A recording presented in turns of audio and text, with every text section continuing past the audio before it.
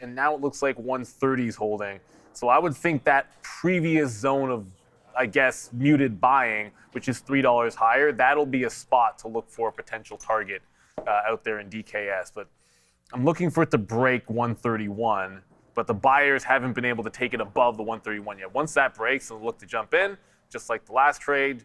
If you risk $1, scalp $1, but 135 would be a target. Because VWAP just seems like that's the dream part of it. Like not hold. You got to be taking profit into the volume weighted average price if you're trying this one to the long side, because if you're not taking profit when it works for you, it's been trend down the whole way. We're going to have some mystery lunch, which is probably going to be grilled chicken. Let's be real about it. And want to shout out to, and thank you everybody for, we had some issues with obviously with the audio this morning, so thank you for being patient. That's all resolved now, and just in time because we've got Adobe for you. And that, of course, Joby, I should say, not Adobe. Well, I mean, Dara's going to be there as well. C will be there. But Joe and Obi, they'll take you through the midday, and we'll see you back at 2 o'clock. Ciao. Yeah, we can talk. We can talk. Yeah. Yo, what's happening? What's up, everyone? I hope everyone's having a fantastic Tuesday. It is a beautiful one in the city. Apparently, sunny clouds. We got Gia, I was going to say, out there training, and that's what we love to see. All right, we'll wait for some people to roll in bravely. I was waiting for some, I don't know if you're rock and roll. I've seen you bright and early this morning. No shout-outs for me on TikTok today. So what we're going to do is we're going to hyper-focus on everyone here. Oh, there we go. Just on time, my guy. Listen, you know we love you on YouTube, but we have to pay attention to our other viewers on other social media platforms as well, too. With that being said, first, hold on now. Let me take a couple of steps back here before we get into things. My last name starts with a W, and I was always on the attendance list. I was always near the lower end. Yeah, right? yeah. And it drove me nuts. WXYZ. Yeah, exactly. So your boy loves being first, right? So that always got me frustrated. Anyways, aside from that, we're going to take care of TikTok right now, and then we're going to get over to YouTube and see how everyone's doing over there. Bitcoin Trader TV, Treasure Hunter for Life, Darren, Lucio, Kevin G. We have Alfro, Ebex, Joseph Arzarzos, Mr. Dodo, you know the Dodo bird? Kevin, what's up, everyone? Argamemnon, all right. Charles Tolliver, who else do we got? IKA, Shadow, Scooby, LifeX. We have New Power TV and Jason. Who else is in there? We have Southside Sully. All right, we like that. Okay. Where's Frankie Bumps? There he is, Frankie. What's going on, brother? Harry, Dragon Stuff, and Chicken Fluff? Whatever. Anyways, on everyone on YouTube, what's going on, everybody? Mr. Scientific, we know who's in there. C. Jason Do, my boy Juan, Vault Builder. We have Muffins. All right, what's going on, Muffins? And who else do we got? Where's Jesse? Where's Blicky? Where's Gorev? A Day Trading, what's going on? Yes, sir. You're going to connect with Sharif later on, man. Oh, that'll be absolutely wicked. Make sure you guys send some photos so I can show everyone there in the chat. Luis, fantastic stuff. Los Pollos Hermanos, Hangry Wife, Joe Lopez, and the whole gang is here. You know what? Over the past couple of days, Electric Passions, what's going on, Jesse? Bro, I'm moving forward. That's enough with the shout-outs here today. Let's get right into the markets. First and foremost, Obi. Yes, sir. How's everything going on? What do you got going on here? We'll talk some trades here. Yeah, no, for sure. I fumbled the ball a little bit today. Sporting was the name of the game, and I wasn't that good at it. So, DKS was what I traded. Man, unfortunately, I've talked about this before. I had the plan to get short into 140 after I kind of see it, but I don't know what came over me. I attempted a long a couple of times and just gave it too much risk, and it just kept on selling off. I have nothing to say for myself other than over leveraged on a C trade, which was not even the original plan to begin with. So unfortunate on that one. Where's the next trade is what I'm asking. No, but DKS, absolutely solid on this one. Continuation of that gap down and a sell-off. Why did I really like that $40 short off of the open? I've taken this trade multiple times, and I'm kind of beating myself up for being down on the day, making dumb decisions on a trade I've taken multiple times over. Now, this is one, I wouldn't call it a totally staple kind of a name, but it's not necessarily growth, it's not speculative, it's nothing like that, right? It's a lot more defensive than any of those crazy volatile names. Now, when a name like that has a multi-year multi-week, multi-month breakdown on a bad earnings report, what is the probability of continuation, Joe?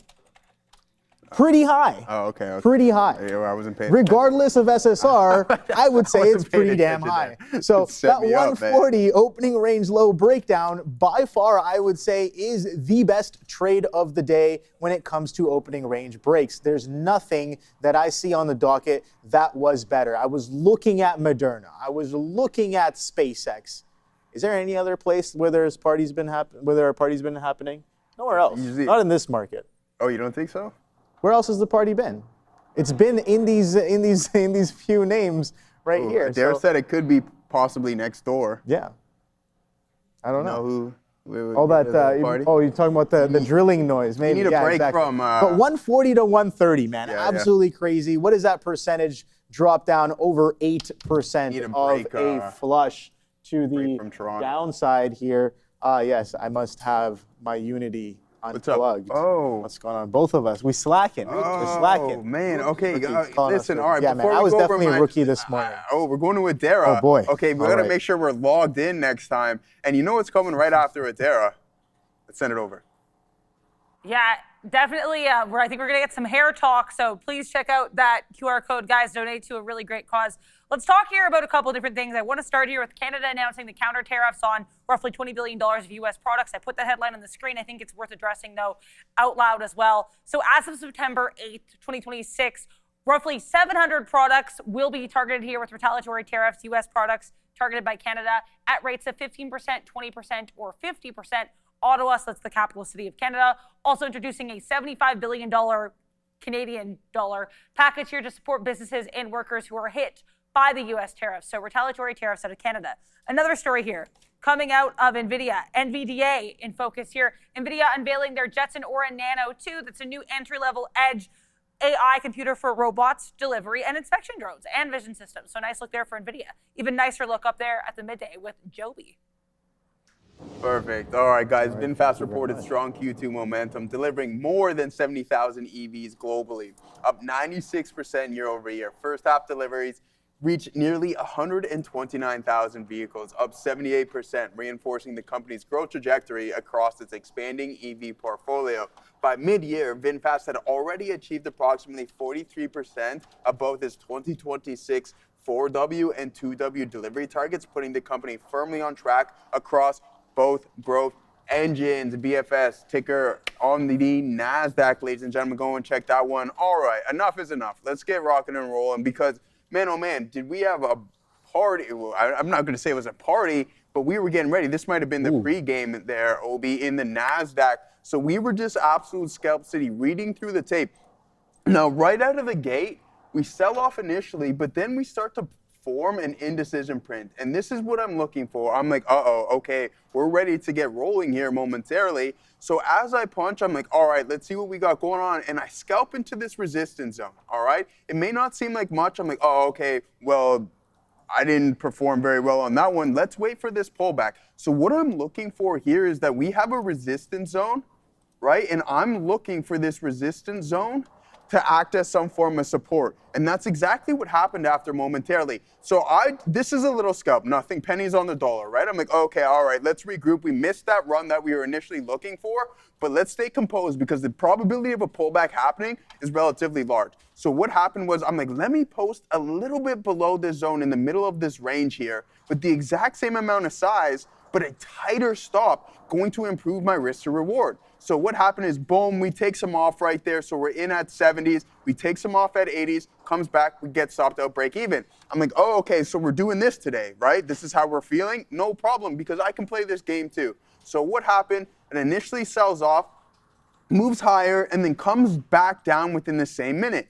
Prints an indecision print. And I'm like, okay, beautiful. This is exactly what I'm looking for. I post up once again, exact same size. And as we curl around and punch through the volume weighted average price, we piece them out, comes back close to our break even. Reading the tape, I'm like, we might sell off again. So let's get out of this one, reassess the situation to see. I got my eyes on NVDA this whole time as well, too, to see what's going on with that. And we're rallying. So I'm like, okay, maybe we're going to be lagging somewhat in the SPY. It's my job to go through the Mag 7 and the heavier weighted names to see how the Nasdaq is going to perform. And I'm like, what's weighing us down at this point? I couldn't find anything. We weren't capitulating. We weren't breaking down aggressively in many of the names at this time. So I'm like, you know what? Let's do this one more time. And sure enough, we take it right here. I'm like, uh-oh.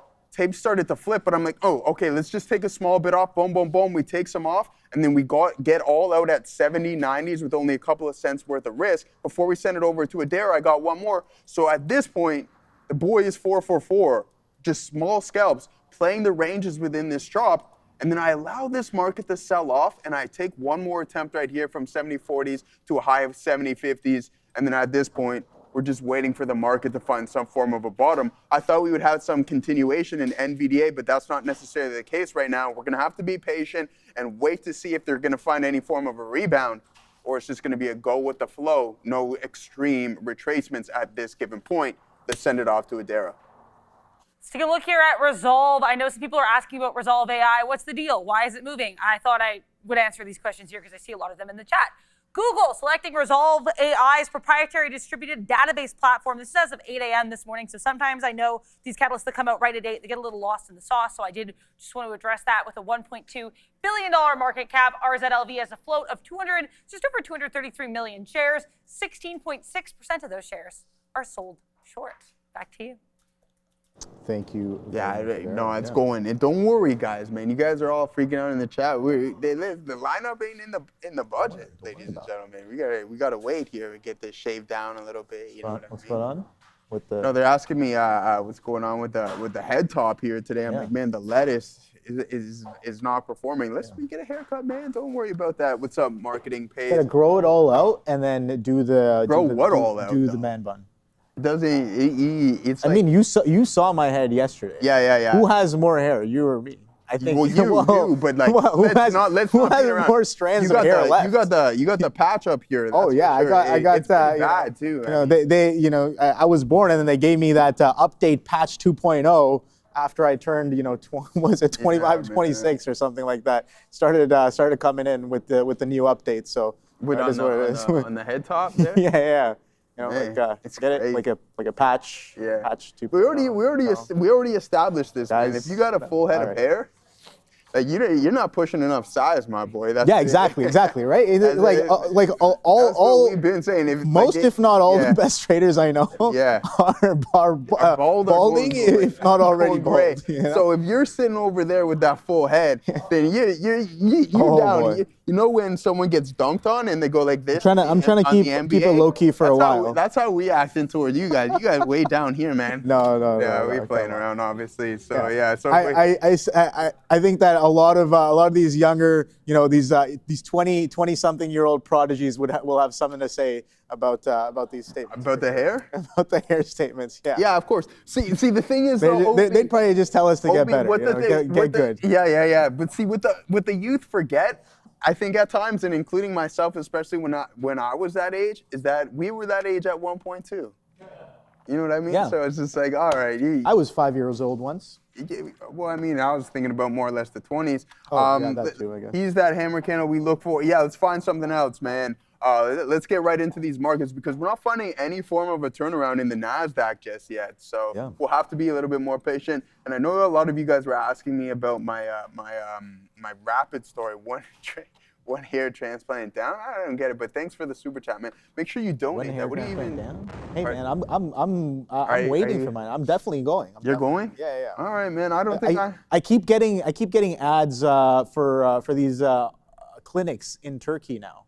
Oh, I think my phone has heard me say hair transplant a couple of times, and boom, that algo's on point, and it's just long meta hairline, and what else? I guess only meta. Patchy up there, man. Oh well, what can you do but live in a shoe, as my great grandmother used to say. I've never heard that one before. Yeah. It's the first time I'm hearing it. Yeah, well, my great. What would you do? What would you do? What can you do? What can you do but live in a shoe? Yeah, I don't know what it means, man. We respect our elders around here, Obi, and that's the saying that she used to go with. So that's what we're rocking and rolling with. All right, guys, let's get right into this market and see what we got going on. A lot of people raving about Robinhood this morning. So let's see what we got cooking up to a high of $111. So not too bad of a look there, ladies and gentlemen. This is going to be a key pivot. $120. I know a couple of analysts last week, and I know Los Pollos Hermanos was mentioning this morning that Robinhood actually received an additional upgrade, but I see a couple of days, or yesterday, Needham raised his target to 123 from 120. So other than that, you said Goldman Sachs. I haven't seen Goldman Sachs give a price target increase on Robinhood just yet. Maybe we'll have to look a little bit more into that later on. But at this point, I'm going to stick with one thing, and that's the Nasdaq. The Nasdaq has been working for us, and we want to continuously rock and roll. I wish I had as much hair as you two. Now, see, listen, we need 150 I am thankful. more. There's always going to be someone who has less. Yeah, exactly. We need gonna be 150 more people just like you there, Matt thankful, M318. Anyway, but listen, we know Adam James. He said he was he's been bald since the womb. So I mean, hey, it is what it is. Embrace it. And let's try to find some more trades here, Obi, because I mean, some of the most successful men are bald, right? Yeah. Yeah. I mean, you got Bezos. I guess Elon he as was well, but he got a transplant. We all know that he got a done. transplant. You know, everybody makes the joke that just like Elon, if you're balding, if you've ever seen his picture from PayPal days, all you got to do is make enough money that it just comes right back, right? I think that's the Mr. Clean. That's the joke. Yeah, Mr. Clean. Yeah. There you go. Dr. Evil. Right. Dr. Evil. What else? What else is the chat Pitbull. saying?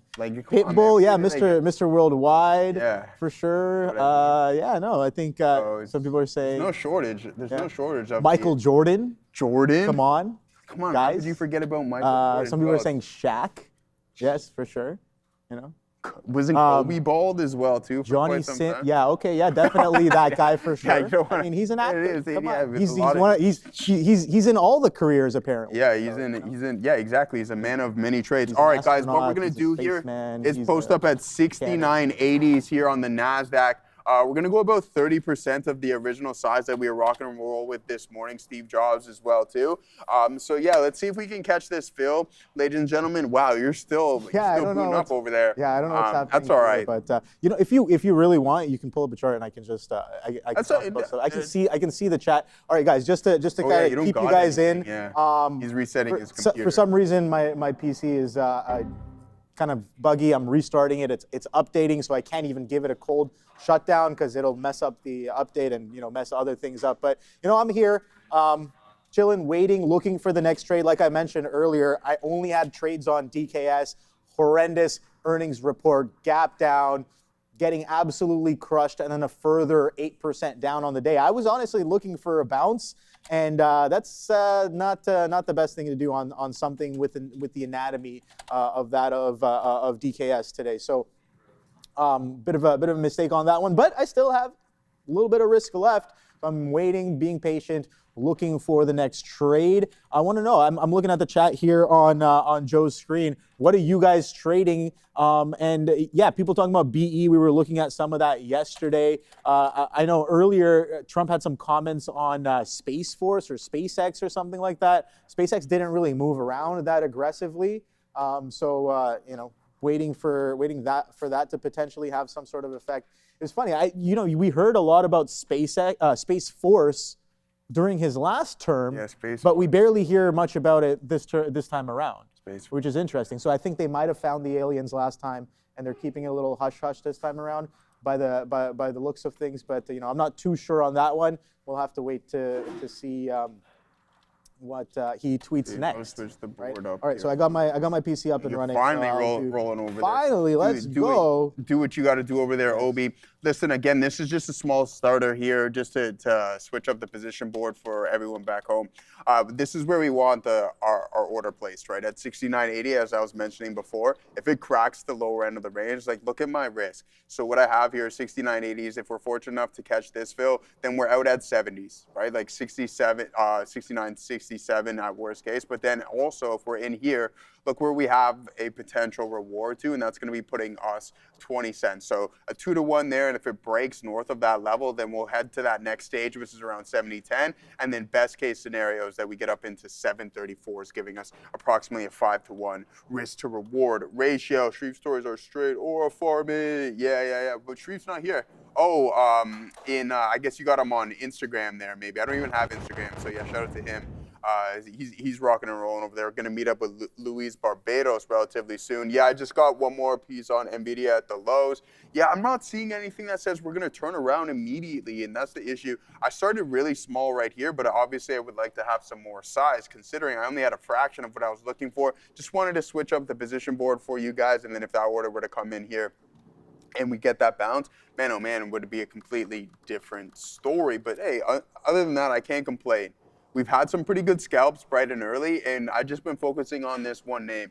Bitcoin performing pretty well is considering, right? I thought that, hey, pre-market downtrend, we would get some form of continuation and pullback. No, that's not the narrative right now, and we're holding up. Let's pull up our options chain, and this was a level that I was slightly worried about.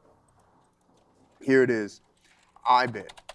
At this $45 marker. Why? Because we did have the most amount of open interest. Like you can see during this expiration cycle, this is where we're seeing the most amount of size, and we're having a hard time breaking through it. So look for any forms of indecision in case there's a turnaround. But hey, you'd be going against the grain at this point, considering how strong it's been over the past 2 weeks. All right. Oh no, what a pop up here. Would have loved to have a little bit more size, but hey, we'll take it for what it is. Heading up into that next zone, we'll still keep our order out there just in case we do get aggressive pullback in some of the other names. But other than that, you're in NVDA. Gaurav, what are you looking at? Los Polios, I know you've been trading Robinhood, I believe, this morning as well too. Guys, put a couple more names in the chat. We'll take a look at some of the small cap names as well, just to see if there's those momentum style plays. I think someone mentioned one, but what do we got here? NCPL. Oh, how come I haven't heard any booms at this 50-cent break on NCPL? Net Capital Inc. looking pretty good. See if you get a pullback in this prior resistance zone, can act as support. So keep an eye out on that. AIXI, a name that's been traded before. TNMG, ooh, watch out for these ones. DAIC, below the volume weighted average price. As soon as I see that something's below VWAP, it's like, next. What are we looking at here? OFAL. All right. PRZO. So I don't really see anything. I don't know why like my scanner switched up. Like NVDA shouldn't be on this scanner. IBIT, INTC, and all of these smaller names. But the volume here on NCPL. Who's in NCPL? Because I think that's definitely been one of the better movers bright and early this morning. Thanks, Oran there. And who else did we got? Oklo, please, good idea to long for a swing trade. Yeah, let's take a look at some of the technicals. Yeah, okay, 2 Oklos. And then I'm in Netflix again off of the volume weighted average price. So we got a couple of names here as OB sets up. Then we'll let him ramble on there for a little bit like myself. But other than that, boom, OKLO. Let's see what we got.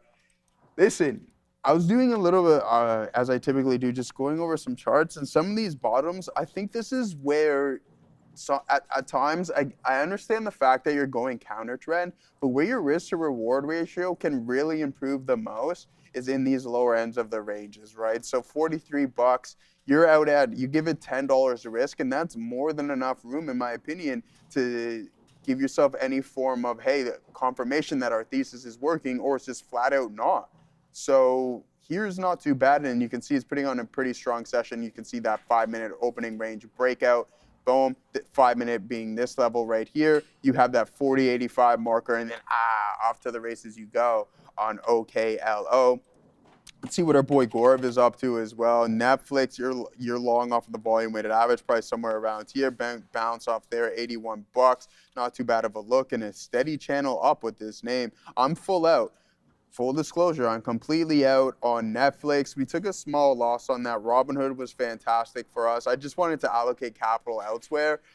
So Robinhood was absolutely fantastic for us over the past year and a bit, and then Netflix did not perform how I was expecting it to, which is totally fine. So we eliminated those positions, small W on TKO holdings as well, just to kind of get involved in some more JP Morgan and some of these tech names that I feel were trading at a pretty good discount over the past couple of weeks after that sell-off. They were only down 3.3% in JPM, but we are on the backside of this trend, though, ladies and gentlemen. Don't forget that. So be cautious in case you get a little bit of a pullback here. But hey, if you ask me, I think it's going to be a quality buying opportunity to add a little bit more. And then also, we're going to be sitting on some dry powder waiting for this Anthropic IPO, which is supposed to come near the end of September, maybe early October. Looking forward to that one. And yeah, so that's what we have. It's going to be a big one, man. Of course, it's going to be absolutely massive. I think it's going to fall along the lines of what we've seen in SpaceX and some of the other stronger names coming right out of the gate.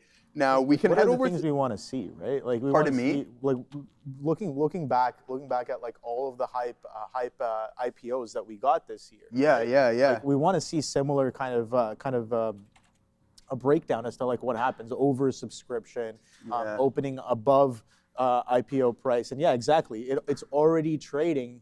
That's perfect that you bring that up. It's already trading in the USDC as a perpetual contract, so you get an idea of sentiment on it. It's gonna have to do like it's gonna have to. I think it's gonna have to split before it comes to market, and see what we got going on. But yeah, I mean, I don't know if it's self-proclaimed is the right term, but I think he indirectly said it. But shout out to AI Jesus, Dario. Who's that? Dario, the CEO of Anthropic. That's what he kind of calls himself. So AI Jesus. That's funny. That's funny. So which is crazy. But hey, to each their own. I've been playing Tesla calls. Pug Life. What's going on? Katina Man called INTC. Yeah, let's pull up Intel here momentarily. And I mean, we weren't fortunate enough to catch any other order fills on the Nasdaq just yet. So let's be patient and see if we're going to get anything else rolling in our direction. I think a lot of it is going to fall on the hands of NVDA down to 210. I mean, I've stated my case multiple times on which I believe is the next. Again, there's so many things that can go positive, obviously negative for NVIDIA. I'm more leaning in the positive camp. Is by far my largest holding without any shadow of a doubt. Yeah, let's reduce that float there, Mr. Jetson and company. I think that'll do wonders for appreciation standpoint. Also, it's just really expensive. Let's do this comparison right now. From a market cap standpoint, yes, and just the float difference between AAPL, which is I believe at this point the second largest company on the planet. So market cap at $4.5 trillion. Ooh. Let's go company profile, financials. No, where's the investment themes, key ratio, overview? Where's the float, man? Oh, okay. So here's your float. 14 billion, okay? 14 billion shares outstanding at $4.5 trillion market cap. NVDA, $5.1 trillion market cap, 23 billion. All right, so let's start buying a little bit of those shares back there, my guy, just to reduce some of the exposure and get some capital appreciation. There it goes. Not the amount of size that we want, but slowly starting to uptick for us here, ladies and gentlemen. In Jetson, we trust. Los Pollos, absolutely. And here goes the Nasdaq heading in towards the volume-weighted average price. Let's see if we can get that recovery. As soon as we had this volume spike, like look at this anomaly here. Gorev, if you weren't, and Adair and I were talking about it, I was like, yeah, I love it when you have these prints and when Donald Trump decides to choose something here and you see this form. So what we have is an indecision print on the second largest volume print of the intraday session an hour after the open. So there's a substantial amount of volume, and that's why I believe that at some point NVDA can find its way to recovery. But right now, the focus is on the Nasdaq, as it's definitely been our better performer today, Obi.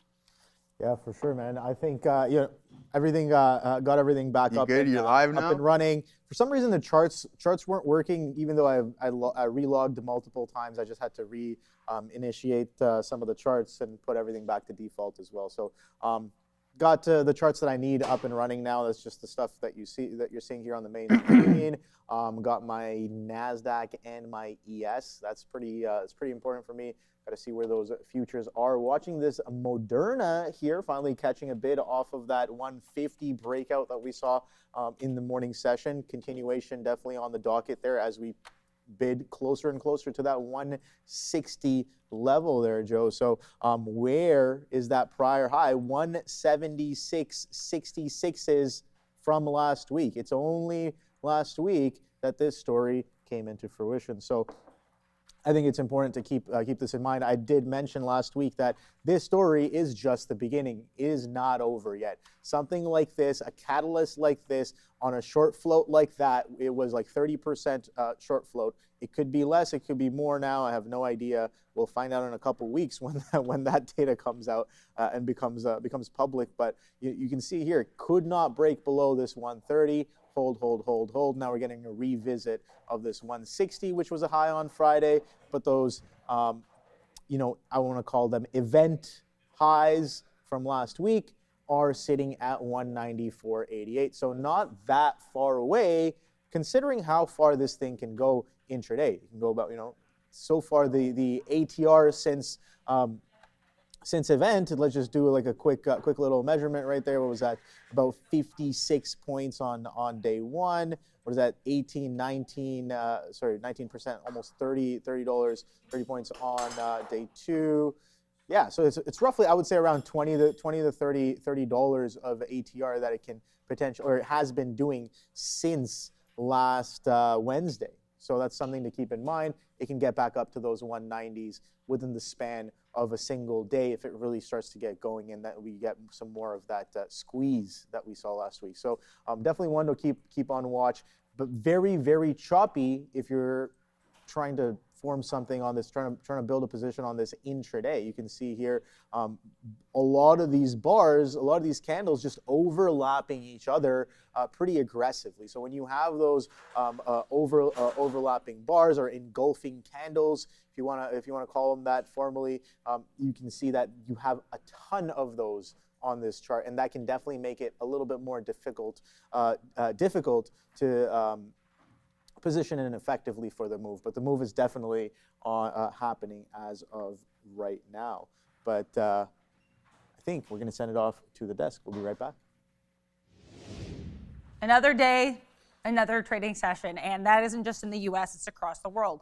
Here to take us through what some of these European markets did and how they performed during the session that just ended in Europe is Juan.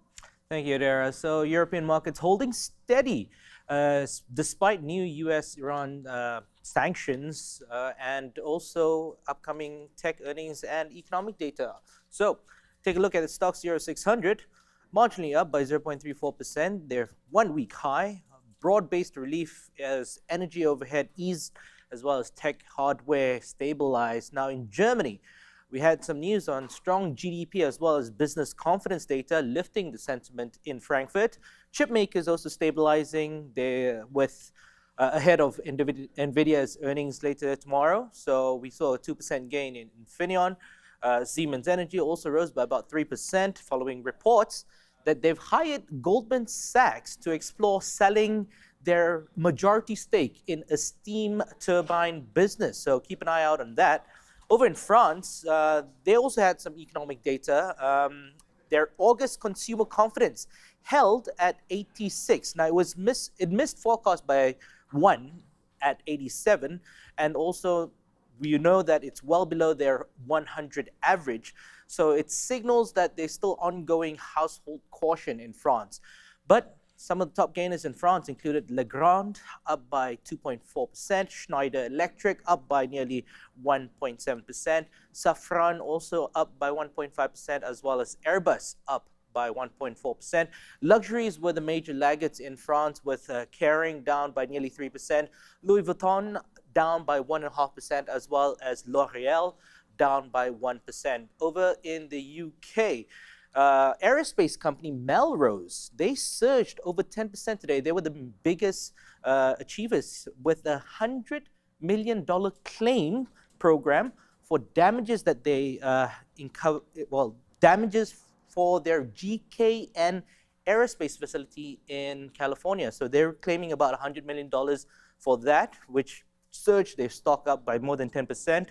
Oil edged a little bit lower despite new US-Iran sanctions on Iranian trade as well. So BP and Shell were down marginally by about 1%. Meanwhile, banks were also down in the UK, with Standard Chartered down by 2.4%.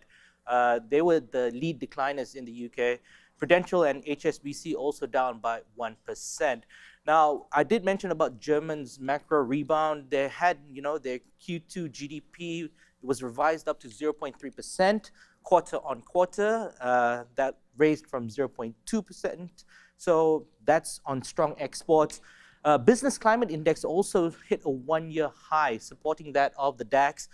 But keep an eye out on their German 10-year bond yield, because ahead of the Jackson Hole Symposium later this week, currently it's at 3.2%, so it could still pressure a little bit of growth and also retail stocks, as well as tech volatility ahead of Nvidia's earnings tomorrow. Keep an eye on European chips such as ASML, BE Semiconductor. They will be facing a lot of pre-market volatility and positioning ahead of Nvidia's earnings tomorrow. See how, of course, the US markets react to that, and that could show how the Eurozone tech sector will move tomorrow at the open. Yeah, and I want to mention some other international related news here. As the S&P 500 does try to spike a little bit higher, USO tries to spike a little bit lower. Oman and Iran suggesting a temporary shipping route and mine clearance. So again here, guys, USO pushing lower, SPY pushing higher, as Oman and Iran reportedly suggest a temporary shipping route and mine clearance. That's according to the Foreign Ministry of Oman. If I get any more details, I will keep you guys posted. Also seeing here, Nike apparently launching a new Air Jordan product. The stock appears to care very little. If I get more details, I'll keep you posted. But you can check out this desk with Juan and myself at 3:30 p.m. to talk about the Asian markets. Back to you. Yes, thank you very much for that. You can see there was a clear volatility spike there within the overall market, ladies and gentlemen. And I was telling Gaurav, man, I mean, here it is. We get involved with it, but then I just didn't have the position that I wanted. I want to try to increase that risk to reward ratio, post up with the most size here, and I just did this little transaction, transaction right here, so you guys can see us flip the position board from Sean and Neil's position. But anyways, I'll take it. Something is better than nothing. Sometimes you got to be grateful, but I would just love to have significantly more size on this bad boy than what we experience or than what we currently have. So yeah, let's keep an eye out on that one here. What are you guys looking at? Gem, it better be moving. JEM. I know this was a small cap name. Oh, okay, yeah. So Cayman Holdings, this looks like it's a little bit on the rise here, ladies and gentlemen. We'll head over to our small cap scanner to see if that popped up on there. Head back over here and see what we got. So not too bad of a look. What's the 1 minute time frame telling us? Oh, moves higher, halt. Couple of halts here. Bang, as soon as the volume starts to step in, now off to the races go. Now printing, be cautious of this one. Cayman Holdings Limited, ladies and gentlemen. Not too bad of a look there. But right now we're hyper focused. How did INTC go? Yeah, let's look at that name. Sorry, I forgot to pull that up before we send it over to Obi and see what he's got cooking up. I've seen him type in the chat 160 potentially coming in there on MRNA. That could be not too bad of a look there. But ooh, look at this consolidation on Intel. I don't know. Anything can happen at this point. But if you're looking to trade this, I would try to get in at the lower end. If you're going long, short at the higher end, just so you can increase your risk to reward ratio and you know when you're going to be wrong from that point. All right? Oh my God. We've printed fresher lows on DKS.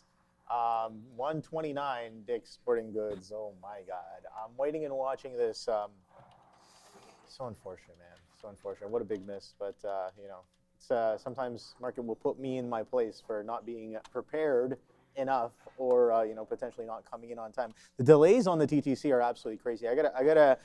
This is what, 2 days in a row now? Apparently they're working on the main line going right into Union Station. So it's like 2 stations before our station here right by the office. There's line work. So just within those 3 stations, there's about a 30-minute delay. And coming into the office 4:09, or like 8:50, like 8:45 to 9ish, not really working out right now. So I got to come in much earlier, messing up the groove. That's one thing you don't want to do. You don't want to mess up. It's a good movie, by the way. Emperor's New Groove. Emperor's New Groove. That's an old school one.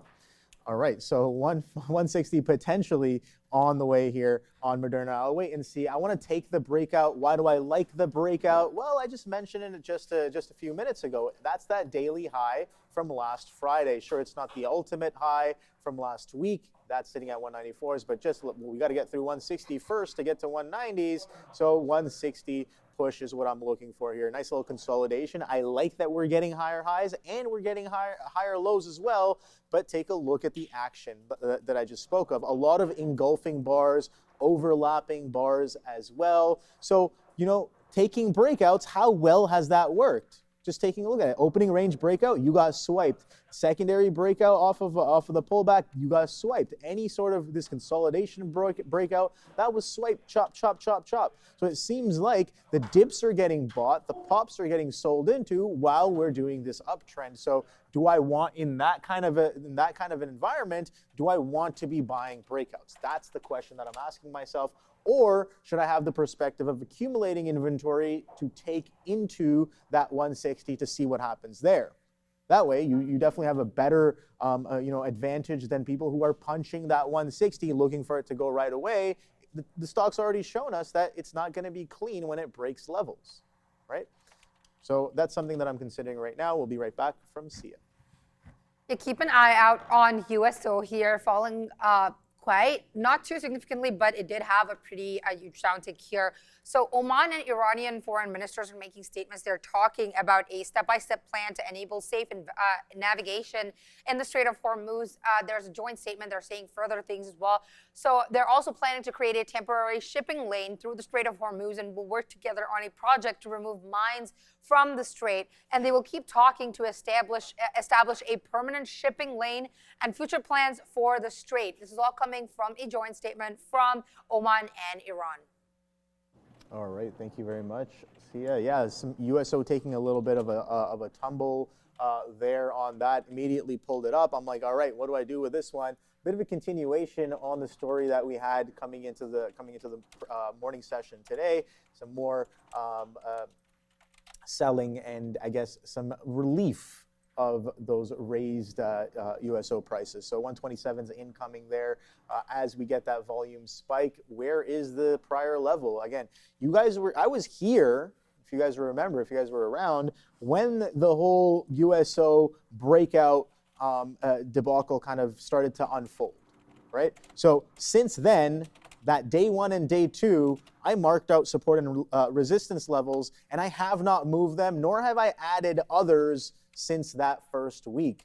So let's see what we've been doing. We've pretty much been consolidating within that range of the first week or so, first couple of weeks since March, right? And something that I really kind of I'm keeping in mind, bigger picture. I know a lot of people are looking for, you know, the resolution to the conflict there, and oil prices to potentially pull back in. But take a look at this, Joe. We were winding up since 2022. We're coming off of the 2020 bottom. Take a look at this consolidation for over 1,490 days. That's quite some time. That's a few years. When you have something like a USO that's winding up for multiple years, and then you get a breakout of that consolidation, of a multi-year consolidation on expanding volume confluenced with a real world event, you might get some action. And that's exactly what we've been getting. But what's interesting to me technically is that we made a range, we broke out a range, now we're stepping up and holding that stair step higher. What does that usually mean to me?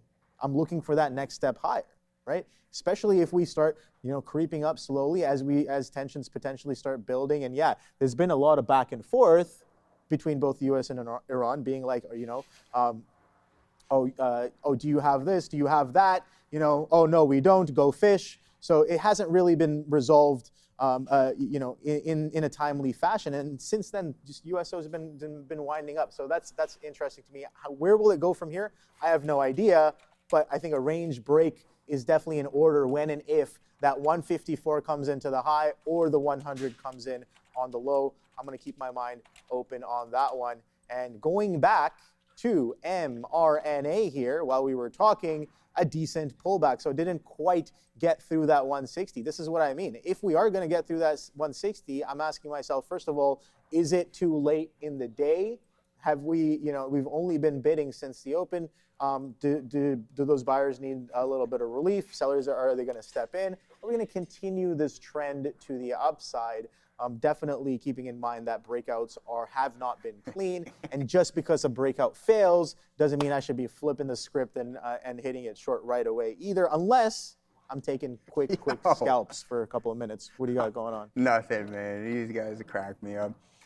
Did you see gold? No, you're right, Obi. Like in regards to USO, when you just have something that kind of that additional spark, obviously it's much more than that. When you have such a global conflict kind of happen, and you have something not doing nothing for so long, it definitely has the tendency to go on these parabolic runs. I think the conflict would have to increase, and you would have to see complete shutdown and almost next to no negotiations. They're also talking about like how U.S. oil reserves are coming to depletion. Like they're leading into the last of their reserves as well. So how long will they be able to sustain that? If everybody runs out of supply, there's other places. I mean, that's why you're getting these like last ditch efforts of like, hey guys, let's just let's escort a few of these ships through because of the everyone's really feeling a bit of the squeeze. Yeah, definitely the eastern side of the world. When can we get more ships through? When can we get more ships through? I think it was just a few days ago, I saw a report saying that ships through the passage was at an all-time low, coming in at 3 ships on the day when they were passing through or something like that, which is, I think, absolutely ridiculous. I think I mentioned a couple days ago as well, was talking to my friend, buddy, he's just visiting in Turkey on vacation, and he was like, there's a bunch of these tankers just parked up in the bay waiting for these prices to go down. And I asked the question, if that's happening in one of the bays, how many other bays around the world is that happening in? How many tankers are just stagnant, not moving around, holding onto supply? And what does that mean? What happens when you hold on to supply in something like stocks, right? What happens when you hold on to supply on a small cap? When you corner the float on a small cap, what happens on something like that, right? So I think these are all potential causes for concern, but we'll see how the cookie crumbles when everything kind of comes into some sort of resolution. But until then, I think that range break on USO will be pretty interesting. Intraday volatility, of course, great to exercise opportunity off of. So USO, let's see if it caught a bit of a bid there. No, we got a bit of continuation down to below that 27s, but slowing down, kind of stalled that selling as of right now. So nothing too crazy. What are you guys trading? I want to know. You guys talking about hood. What is good in the hood here? Is this doing any sort of relative volume? Absolutely not. But it's doing a pretty decent move here, Joe, on the day today. So let's see a quick measurement from open to now, up over 6.5% on the day. Higher highs and higher lows. Very strong trend on this one. Robinhood. Let's take a look at some of the other friends in this niche here. Webull also catching a bit of a bid. Let's move on to the crypto brokers as well. Okay, Coinbase pushing a little bit higher at the same time. So interesting stuff here. Bit of a bid, but nothing too crazy. Yesterday we sold off all day. Today seems like as of right now we're doing a bit of reversion, balancing that out a little bit right now. So nothing too crazy that I'm seeing, guys. What are you guys up to? Let me know in the chat. Looking for the next trade. Sold all of my SpaceX at 139.60, saying YV7584. Oh boy, SPCX. Let's see what that's at. Okay, that's pretty good. That's pretty good. Okay. Yeah, look at that spike on SpaceX, man. I guess that was that news there.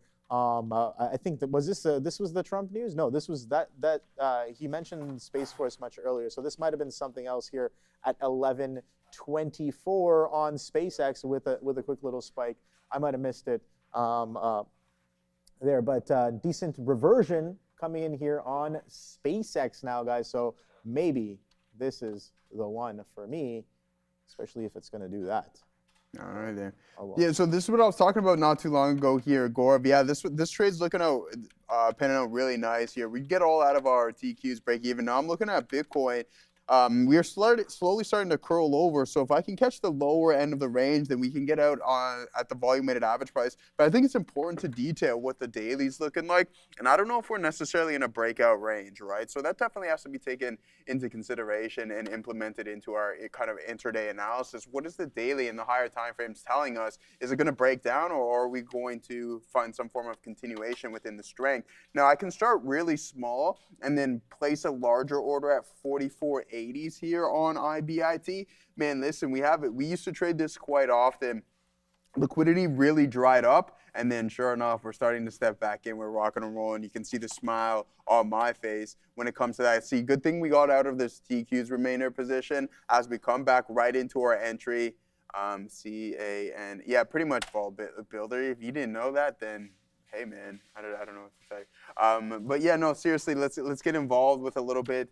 We can mess around. Man, Frex is so expensive. I gotta stop punching on this thing. It's just like, man, watching the fees go up and right? I'm always gonna right laugh when you say that, bro. Why? Because it's not expensive. Yeah, it is, dude. Just make the gross. It's not expensive. It's mad expensive, dude. So yeah, of course. So that's what we're here to do. I bought IBIT September 14 put spread. Yeah, I remember that. You were saying that you were short around 70s or something, 77, I believe it was, Don. Correct me if I was wrong. But other than that, guys, so this is just a starter, small feeler to see if we're either going to break down and trend with the overall market, or we kind of go oppo taco right now and hold the volume-weighted average price and do a little bit of a breakout, which I think has the ability to happen. We were talking about the open interest when it comes to the size on IBIT. That's probably going to be our last underlying here on our options chain. You can see this $45 marker. See, I'm kind of buying into this supply zone. That's not too good, not good at all. Now, let's head over to this. Reporting tomorrow after the bell. I think it's really important for us to note that, hey, we may go on a little bit of a run or we may not, and we can really determine it and kind of put probability in our favor here in regards to which direction we might head via the options chain. Because, listen, I think that this is a great comparison to what Bookmap has to offer, except for it's significantly cheaper. It's identical. Why? Because look at this. You have all of the orders at a specific price placed into one format. I personally think it's as good, but again, I think it's slightly subjective. Anyways, never mind that. $220, this might be an issue, guys. You can see that we have had the inability, and then the 78,000 contracts leading into the report tomorrow is definitely going to be an issue, especially with this congestion here through 20s all the way up to 230s. That is probably going to pose a big-time resistance zone in this name specifically. Now, we've gone over the expected move, which we can do again. No worries about that. But what we've seen over the past couple of reports, and I mean, it wasn't so much the previous quarter. It was 2 or 3 quarters ago when I really started to identify what the options chain was telling us via this name. And it's funny because you've reported multiple times throughout this massive consolidation phase. And I remember a couple of times we broke out, but then immediately the following session or something along those lines, a day or two after, you trade lower than where the mass amount of supply was hanging out in. And I think that's going to be the narrative, just this $30 range. And I think I'm being a little generous to call it that. Just this congestion zone. It was just too much going on and an accumulation in which I thought we would get a bigger breakout, and that hasn't been the narrative. And we're kind of just running right back into the exact same scenario that we have from previous July of 25 all the way to March of 26 before we decided to go on a little bit of a move, breaking that previous pivot high, but only to the tune of 11%. Now, I mean, I understand that this is a $5.1 trillion company. It takes a lot more capital to move it, but that's why I say let's condense that flow, Obi. Yes, sir. So I'm watching this Moderna. Moderna did a bit of a pullback there. Probably gonna get stopped out there on SpaceX. Yeah, there it is. Stop out on SpaceX. Didn't really work out. I know I was chasing a bit on the push. You can see the sellers come in at 139.20. So yeah, I was like, maybe here a bit of a chase. Got to keep it tight, but yeah, it seems like it already gave you that dollar off of those highs, just shy of that shy of that 140 on SpaceX. Moderna here, bit of a pullback here into this prior level. Just waiting in this consolidation here to see if it'll fill me for a potential continuation to the upside. So 139 coming in here on SpaceX as well. Market not really doing too much, guys. Kind of a choppy sideways action for the past 3 or 4 15-minute bars here on both the Nasdaq and the ES at the same time. All right, well, I guess do have to chase into this one a little bit here if you're gonna have me. I wanted 156s. You know, I guess I'll settle for up here, but again, have to be sizing accordingly once again. So let me just throw in a little bit of a stop and let that work. Whether it works or not, impartial to it. Where's the next trade? Got my risk in and watching for the next opportunity. NCPL saying farm trader. What is that? What's going on here on NCPL? Net Capital. Okay, that's definitely a name I've heard in passing before. Okay, so a little bit of a mover here. Penny stock name, getting some decent volume on the day. So wow, look at that, expanding relative volume as well. So normally doesn't see this kind of volume around this kind of time in the day. So let's take a quick look at some of the anatomy of the stock. Average volume, 11 million. We've done about 300 million today. So definitely distinctly different from that of the norm. 4.4 shares float, just shy of that. 4.38 I'm seeing here, 4.38 million shares float. So not too bad. Not too bad. It is a relatively small cap coming in at $5 million market cap. You know, roughly makes sense. Roughly 5 million float, priced just around $1 as of I guess a couple weeks ago, right there. So, you know, market cap coming in and around the $5 million mark as well. So, some volume today, over 150% roughly from the lows to the highs. So good look there on Net Capital. I won't necessarily be involved in this one. You'll have to wait till Friday for Sharif. I know he definitely likes the small caps for sure. I wonder how he's doing. Did he meet up with Luis yet, or he's no? going to, I think, today. Today, yeah, or something okay, along those all lines. right. Luis mentioned it. All right. Not too long ago, but yeah, he's been the Sharif World Tour, man. He's been in London. He's going all over Europe, the European tour. So yeah, I hope he's having a good time. People saying he's posted on his Instagram story as well too, which I would have no idea about or anything along those lines. So yeah, I'm sure he sent me a couple of photos here and there, but I'm sure he's having a pretty good time. So yeah, man. Actually, recently took Insta. I uninstalled Insta. Oh yeah. I looked at my hours being used on Instagram on my phone, and I was like, I can be doing so much more with my time instead of spending hours on the social media. Yeah. So yeah. So I was just like, yeah, I don't need this in my life. Boom, get rid of it. Every now and then, like I do feel like, because I messaged some old friends through the Instagram Messenger. Okay. But yeah, no, I'm just like, yeah, they'll be fine. They know where to find me if they need me. So. They'll survive. Yeah. Yeah, exactly. So yeah, it's just not me. I never had. I had actually, I shouldn't say never, because I remember during COVID, my cousin was having his baby shower, and he was doing it via Instagram Live. So I had to make an account, and I didn't do anything with it just so I could watch the baby, the gender reveal, I guess I should say, via the live. But other than that, that was in 2020, and I haven't. I was on it for about an hour and a half, and then that was it. Here it goes, IBIT. I haven't hit that today there, OB. I thought we would get a somewhat lower end of the range, but right now we're heading into the supply zone of 45 bucks, guys. We were talking about this not too long ago via the options chain. Can we break through? I mean, if we have an immense amount of volume step in, maybe we'll have some more individuals who are on the opposite side of things start to cover their shorts. Dawn, listen, Dawn, I think you should sell, again, obviously you've been doing what you've been doing, but I think selling some puts, if you really want to make some money off of with the crypto is I think the put game is pretty strong right now, especially within BMNR and ETHA. I forget what ticker you said. Again, we have so much going on, but ETHA writing some puts on these bad boys. You said you're a month out, so we'll go September 18th or whatever it may be. We'll be generous 25. I guess that's exactly a month out here now, 31 days approximately. And if you just sell these 15s, you're not collecting very much, man. I don't love this here, especially considering your 31 days. Unless you're selling a boatload of these contracts, $36.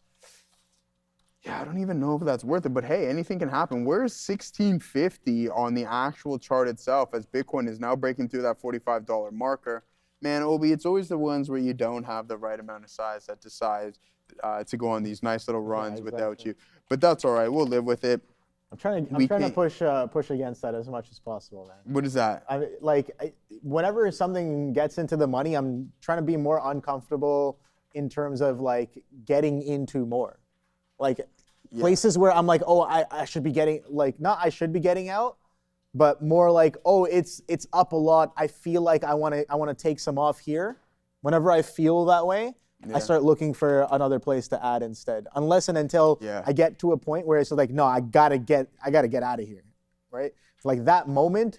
Unless that moment comes in, I'm doing a little bit better. Again, a work in progress. But we were talking about how using emotions to your advantage can be, can be done. That's definitely one of the ways. Hard to let your runners run. Yeah. Well, I mean, I'm pretty sure that's called the disposition effect. But anyways, let's send it over to the desk.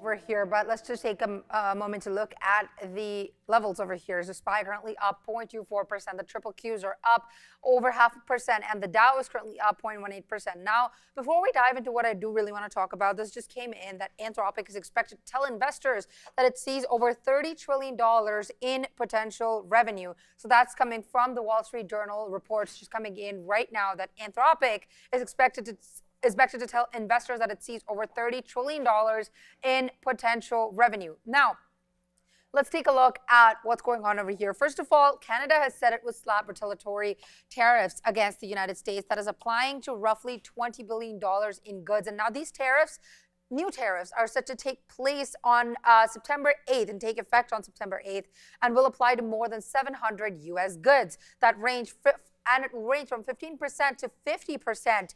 And these duties will be targeting steel, aluminum, dairy, seafood, and more. And this is coming right after U.S. President Donald Trump, right after the United States had announced additional 50% tariffs on a variety of Canadian products that ranged from motor vehicles, alcohol, and dairy. And these were a couple comments that just came in via some sources right now. Canada's cabinet ministers jointly making a statement and saying the tariffs target certain states to add certain political pressure. And Melanie Joly, who is the Minister of Industry of Canada, has said that she has spoken with Ford, Honda, and Toyota after United States President Donald Trump's auto threat. Finally, let's take a look at one name that I do want to talk to you about, SpaceX here. JP Morgan analysts are confident in SpaceX's AI work, and they have noted that it's a quote-unquote increasingly positive note on Grok in a note as of today. They've also noted that SpaceX's acquisition of Cursor this month will help the company strengthen its AI capabilities. SpaceX is currently up close to the 3% mark. And now we pause because before we go to the midday show, we're going to send it to Neil for his lesson of the day.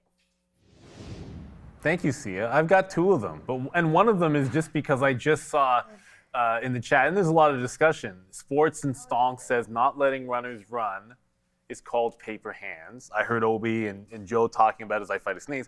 That you want to try to let your runners run, but more important than that, at least from my experience, is that for some traders, like that notion of letting a runner run, they don't even define what that means relative to the trade. Let me use an example here.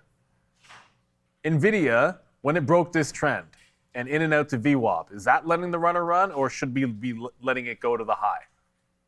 Or maybe letting it go to 213?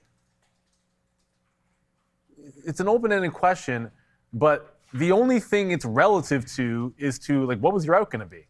Because if I say to you what it was, which was, there's the trend break, well, I mean, it's not the best drawn trend line, but I kind of mucked it up a little bit. But it broke the trend, and if my $0.50 is the out, and I'm in at 75, and that's effectively with slippage, 30 cents worth of risk. And then our first profit take is almost 50 pennies in the money, and then we're taking $1. And so if our average out is effectively 80 to 90 pennies, that's almost a 3-to-1 trade. Is that letting the runner run?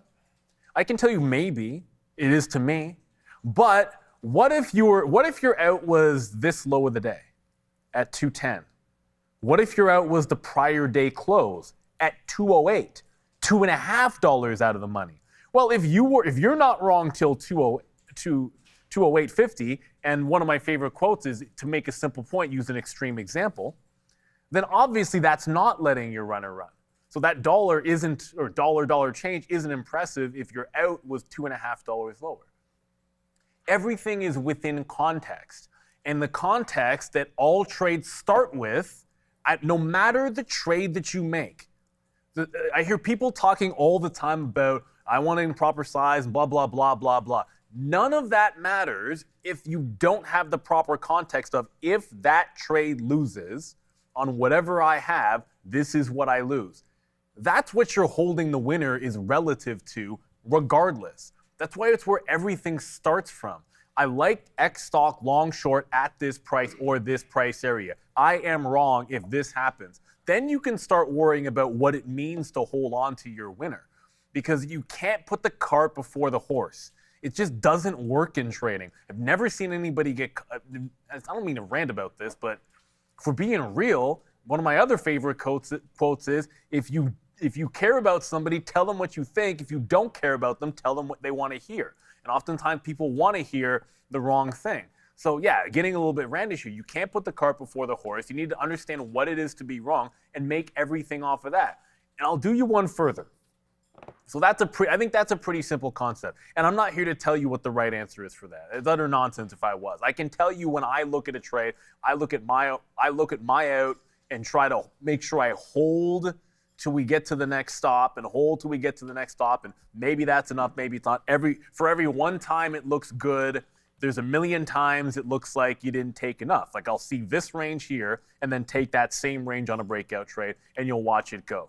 So for most people, like, oh, well, that's not letting your runner run. Yeah, but that's what let me be positive. I've traded Moderna 3 times, literally 3 trades in all of this run. Like, all of this nonsense, like the down day, the up day, like all of the craziness, I've made 3 trades in the 5 days that it's been going and haven't had a losing trade on it. Have I had a single one of them that most people would consider letting the runner run? Nope.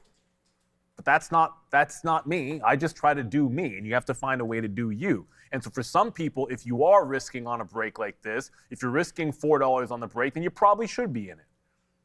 If you're effectively risking like 50 cents or something on the trade, so almost nothing, then yeah, it's different when you're taking that profit. It's all relative to what you're losing on that trade, not versus a bunch of other unrelated trades. What were you risking on that trade? And then you can talk about how far you're trying to hold it or what that even means. And the other lesson, which this is what I was going to talk about because I think it's an important one. And the boys yesterday were like, and it was a great point about how you're not a robot. Everyone gets a little bit emotional. You're going to get into positions, and sometimes you'll have that feeling, that heightened sense of whatever. On DKS today, I told you guys, I fat fingered and had a lot of shares on DKS. It was more than normal. Now, fortunately for me, this reversion right here, from what you can barely see it, from 133 to just underneath 135. Like that little bounce back there, when I punched in on the higher low, the spread was called 8 to 10 cents. It never went against me on the spread. So like the spread it just stayed, like that's as bad as it was on the outsized amount of shares. So first things first, I got the money in good, but that's not a reason to hold on to the entire thing. I immediately took out what we didn't want to have, right? Got into a regular amount and just took the normal trade. Now, had I held on and just said, oh, that didn't immediately go against me, I just got a good punch in. Doesn't matter that I have the wrong size and I fat fingered. I'm just going to hold it. Would I have had my best trade of the year? Yep, I would have. But you know what? You can't play it that way. You absolutely can't play it that way, because when you fat finger and it's the wrong way, well, you're going to burn your entire month. You're going to burn a quarter. You just have to get out and move on. And you didn't hear, when it happened, go back and rewind the tape. What you didn't hear is me freaking out. You didn't hear me, oh, look at that. I got the win and it was on more shares than I wanted. You didn't see me ridiculously excited about it, because you've got work to do. I had work to do to make sure that it wasn't cascading against me and get out and trim the position. I had work to do to determine maybe there's another re-entry. The shares that I do have, where am I going to take profit on them? Because it's a downtrend. Where am I going to make sure that I make money on this trade, even though I'm in the downtrend? All sorts of things that I have to figure out in real time that don't care about what happened a second ago, or the fact that you might have fat fingered. The market doesn't give two you-know-whats about that. They don't care. You've just got to get down to business and do the work. And what I've always found is that I think when those moments come, that whole like, oh my goodness, that you're gonna get when you fat finger, or when you see big size at a level, or when a stock approaches a key price, or I know Obi will probably get it when he sees a big reversion. You want that to sharpen you, right? Like, you want to get more focused in that moment. For some people, that actually means getting more calm. That's how I respond, but everyone responds differently. Whatever that is to you, to get hyper focused in that moment, that's what you've got to do. For some people, it is getting excited. If that gets you, like I see it with athletes all the time. Like, some respond to the big moment by getting all hyped. Others respond to the moment by getting ice cold, right? Like just going Mamba mentality, and you can't shake them. To each their own. You've got to find out what works for you, is my point. And so it doesn't mean being a robot. It doesn't mean being crazy and yelling. It's whatever works for you to get focused in that moment where the risk is on or the moment is on. So twofold. Yeah. Obviously, that's a good psychological story. And again, like I said, if I just sat there and said, oops, fat finger, but I got it in good at the price that I wanted and it's going in the money, I could have said, let's just hold on to it. But you have to make sure in that situation you're doing the same thing every time, which is trim the amount that you don't want, because that wasn't what you meant to take. And I'm not trying to risk that much on the trade, so you don't do it. But the second part of it is, whenever I hear somebody say, paper hand this or paper hand that, or diamond hand this or diamond hand that, most of the time you're cocking apples to oranges. Everybody has their own entry, different time frames, different exits. And if it's not within a frame of reference to what your exit plan is on the trade, then none of it really matters. Like, you can only grade this trade. Like, I can only grade this trade on Nvidia, not to what I did on Nvidia yesterday, or what I did. It's not even. That's apples to oranges. What was it relative to itself? If it lost, what were you losing? And if you can't figure that out, or that doesn't make sense to you, then I'm not sure you had a complete plan in the first place. Anyways, that's the lesson of the day. I'm going to show you guys lunch, because remember we said it was going to be grilled chicken? It's like this big hunk of grilled chicken, which is a lot of protein, good amount. Potatoes, got little vegetables. I don't really like cauliflower, so I'll give the vegetables like a C, because I'm not a cauliflower guy. But Dara, what do you think about the lunch? Did you find the chicken spicy? Spicy? Oh, okay, so I'm crazy. It is? I found it really spicy. Oh, word? My tongue was like doing multiple dances that I didn't want it to do. It was a whole moment. I did not enjoy it. In your defense, we had our fantasy draft this weekend, and I had to eat like 5 Armageddon wings. Sean had one for fun. One guy had to do like 8 of them. I don't know what's up with Duff's here in Toronto. They used to have, like, this wing was one of the hottest wings I've ever had in my whole life. But they're slipping. Because I ate 5 of those bad boys in like 3 minutes, and I was like, huh, this is it? And I'm not doing that to flex, but either my tolerance has gone up, or Duff's is seriously slipping. Or both. No, I don't think it's the latter, because that's not what happens as you age. Like, you don't get more tolerance for spicy food as you age, I don't think. Really? Because that didn't happen to my pop. My pops can't eat spicy food at all anymore. Yes, you do. Like, are you asking, can you build up the tolerance, like, as a? Well, you can. But I'm not talking about like as you get experience. I'm talking when you get older. Usually it's like that goes yes. away. My grandma, for example, like, she could not eat spice before, but she exposed herself to spice a little bit more over time, and now she can handle spice. Well, maybe that's what it was, because I'm either Duff's, and I actually think Duff's is slipping, and I love their wings; they're absolutely delicious. But man, we were all eating them. I'm like, I don't know, man. I was dying the last time. You know, you feel it, like I didn't have any of that stuff happen, and this is supposed to be a wing that's close to 1 million units on the Scoville scale. Like you should, like I don't care who you are or how tolerant you are, you're reacting to that if it's close to 1 million units. That's trash. To me, they just skimped on the wing. Anyways, we're gonna throw it back to the midday. The lunch is a solid one. I didn't think it was that spicy, Adara, but it's definitely tasty. I'll give it that. It's tasty, maybe not that spicy.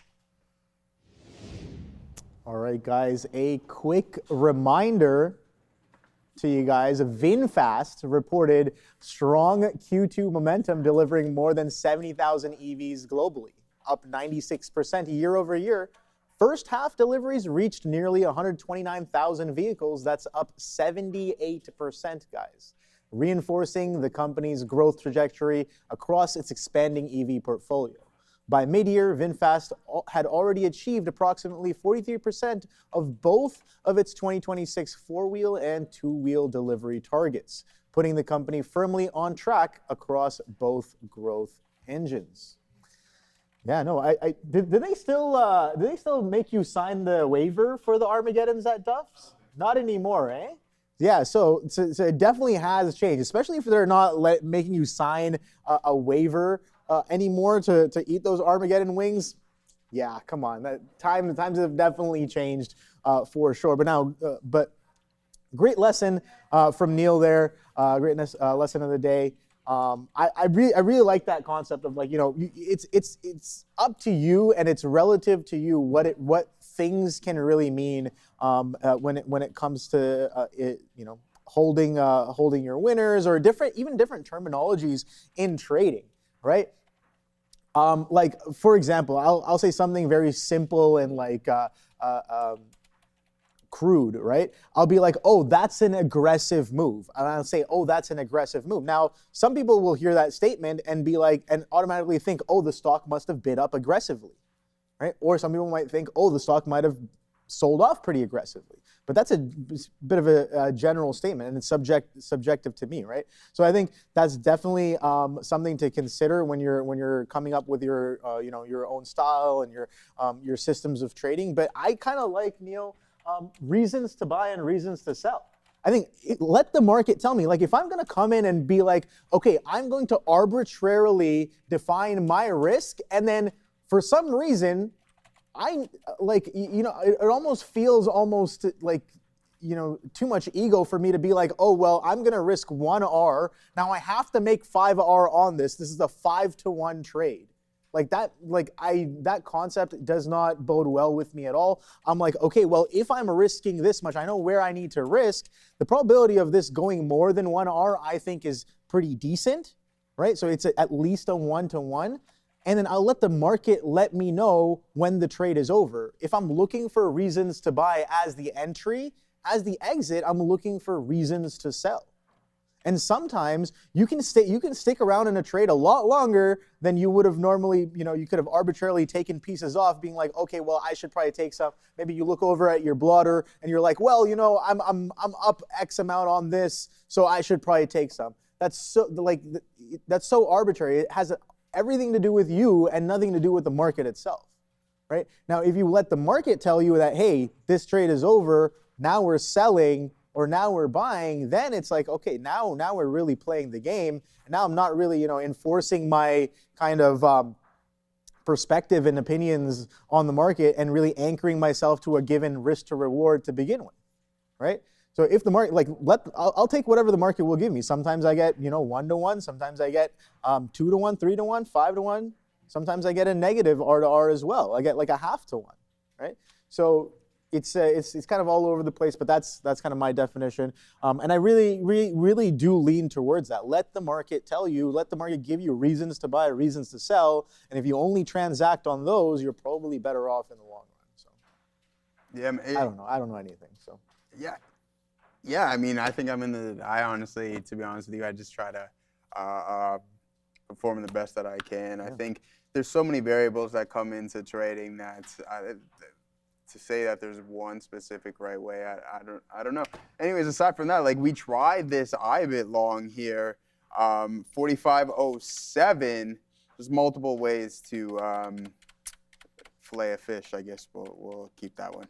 But is there that? I don't know. Anyways, $45, guys. It started to come back in. Now we came right back into the lower end of this range, 44.83s. Now it looks like we were gonna break down, but this could be a liquidity grab and a beautiful recovery here on NVDA. We're not gonna complain about this one, Obi. I seen this signal and I'm like, oh no. Why? Because it was correlating with some of the news events as well. And you can see with the Nasdaq, it's just been a nice, steady, slow grind, channel up, higher lows here. That's exactly what you want to see. So we'll take one more attempt. Maybe we'll add some more size on this IBIT trade at the lower end of the range. We'll post up and see if we're fortunate enough to get it. But it was a small scalp. Once this trend line broke, I gave it a little bit more room, but this is nothing to write home about whatsoever. But as soon as we came back in, again, it's no coincidence that you start to reject that $45 marker. Those hedge funds starting to step in, push price lower, the short covering, selling shorts, I guess I should say. And then sure enough, you run into that 44.85 right at the lower end of the zone for that bad boy. The Nasdaq was definitely our breadwinner for the day. Did you ever read that series back in, because I know you're the same age as me, did you ever read the Breadwinner series back in elementary school? Breadwinner series? Yeah. What is that?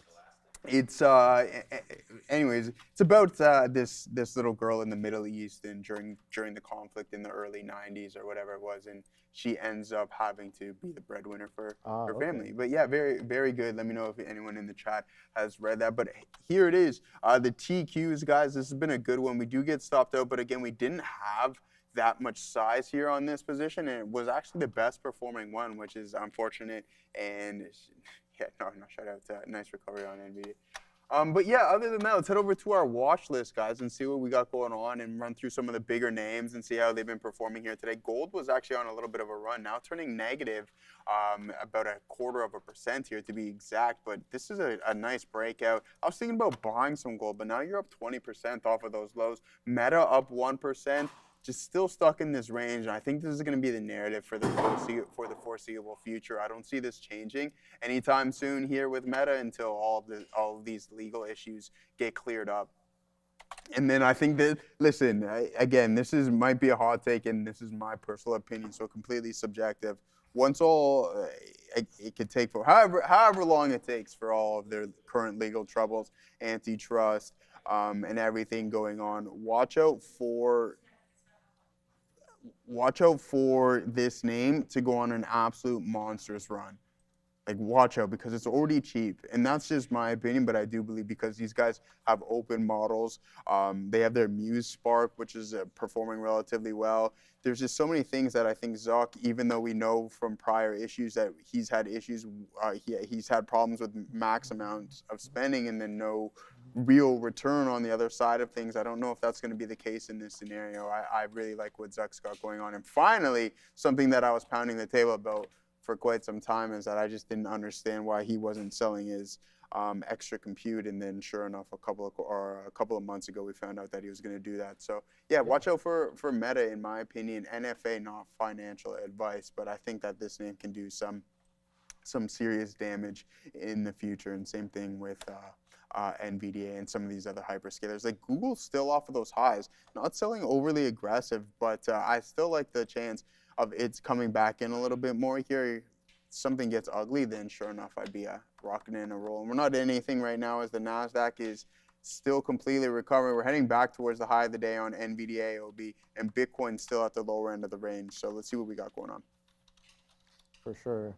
Yeah, no, just talking to a couple pod members about why DKS was potentially, one of the best opportunities of the week, maybe, potentially, so far. I mean, it's only a Tuesday, but definitely a great opportunity there. There goes some SpaceX finally coming in here, breaking below that 138. Got a little short on that Palantir as well, just rejecting that VWAP. So a little bit of a dabble there as well on that one. SPCX, take a look at that one. Wow, slamming right back into VWAP there.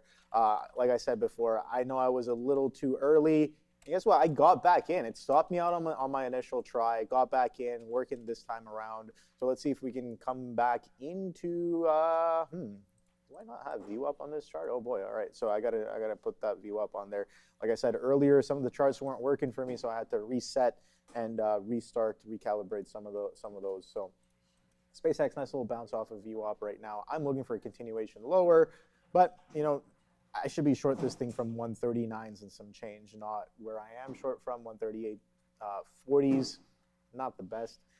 Sized accordingly, of course. So looking for the next trade here. Let's see what you guys are talking about in the chat. Yeah, some of the Mag 7s. I see someone said Nvidia. Nvidia, not anything too crazy today. You can see here on NVDA, the opening drive was quite nice on the push, and so was the reversion, and I guess the reversion of the reversion as well. But I didn't really pay much attention to this stock. Unfortunately, not really doing too much relative volume. I did notice we had some aggressive selling into the imbalances yesterday. So nothing too crazy other than that. I'm not really seeing too much. You guys let me know what you guys are seeing, and we can take a quick look at that. But right now, let's go check out what's happening in the small cap world with Sia.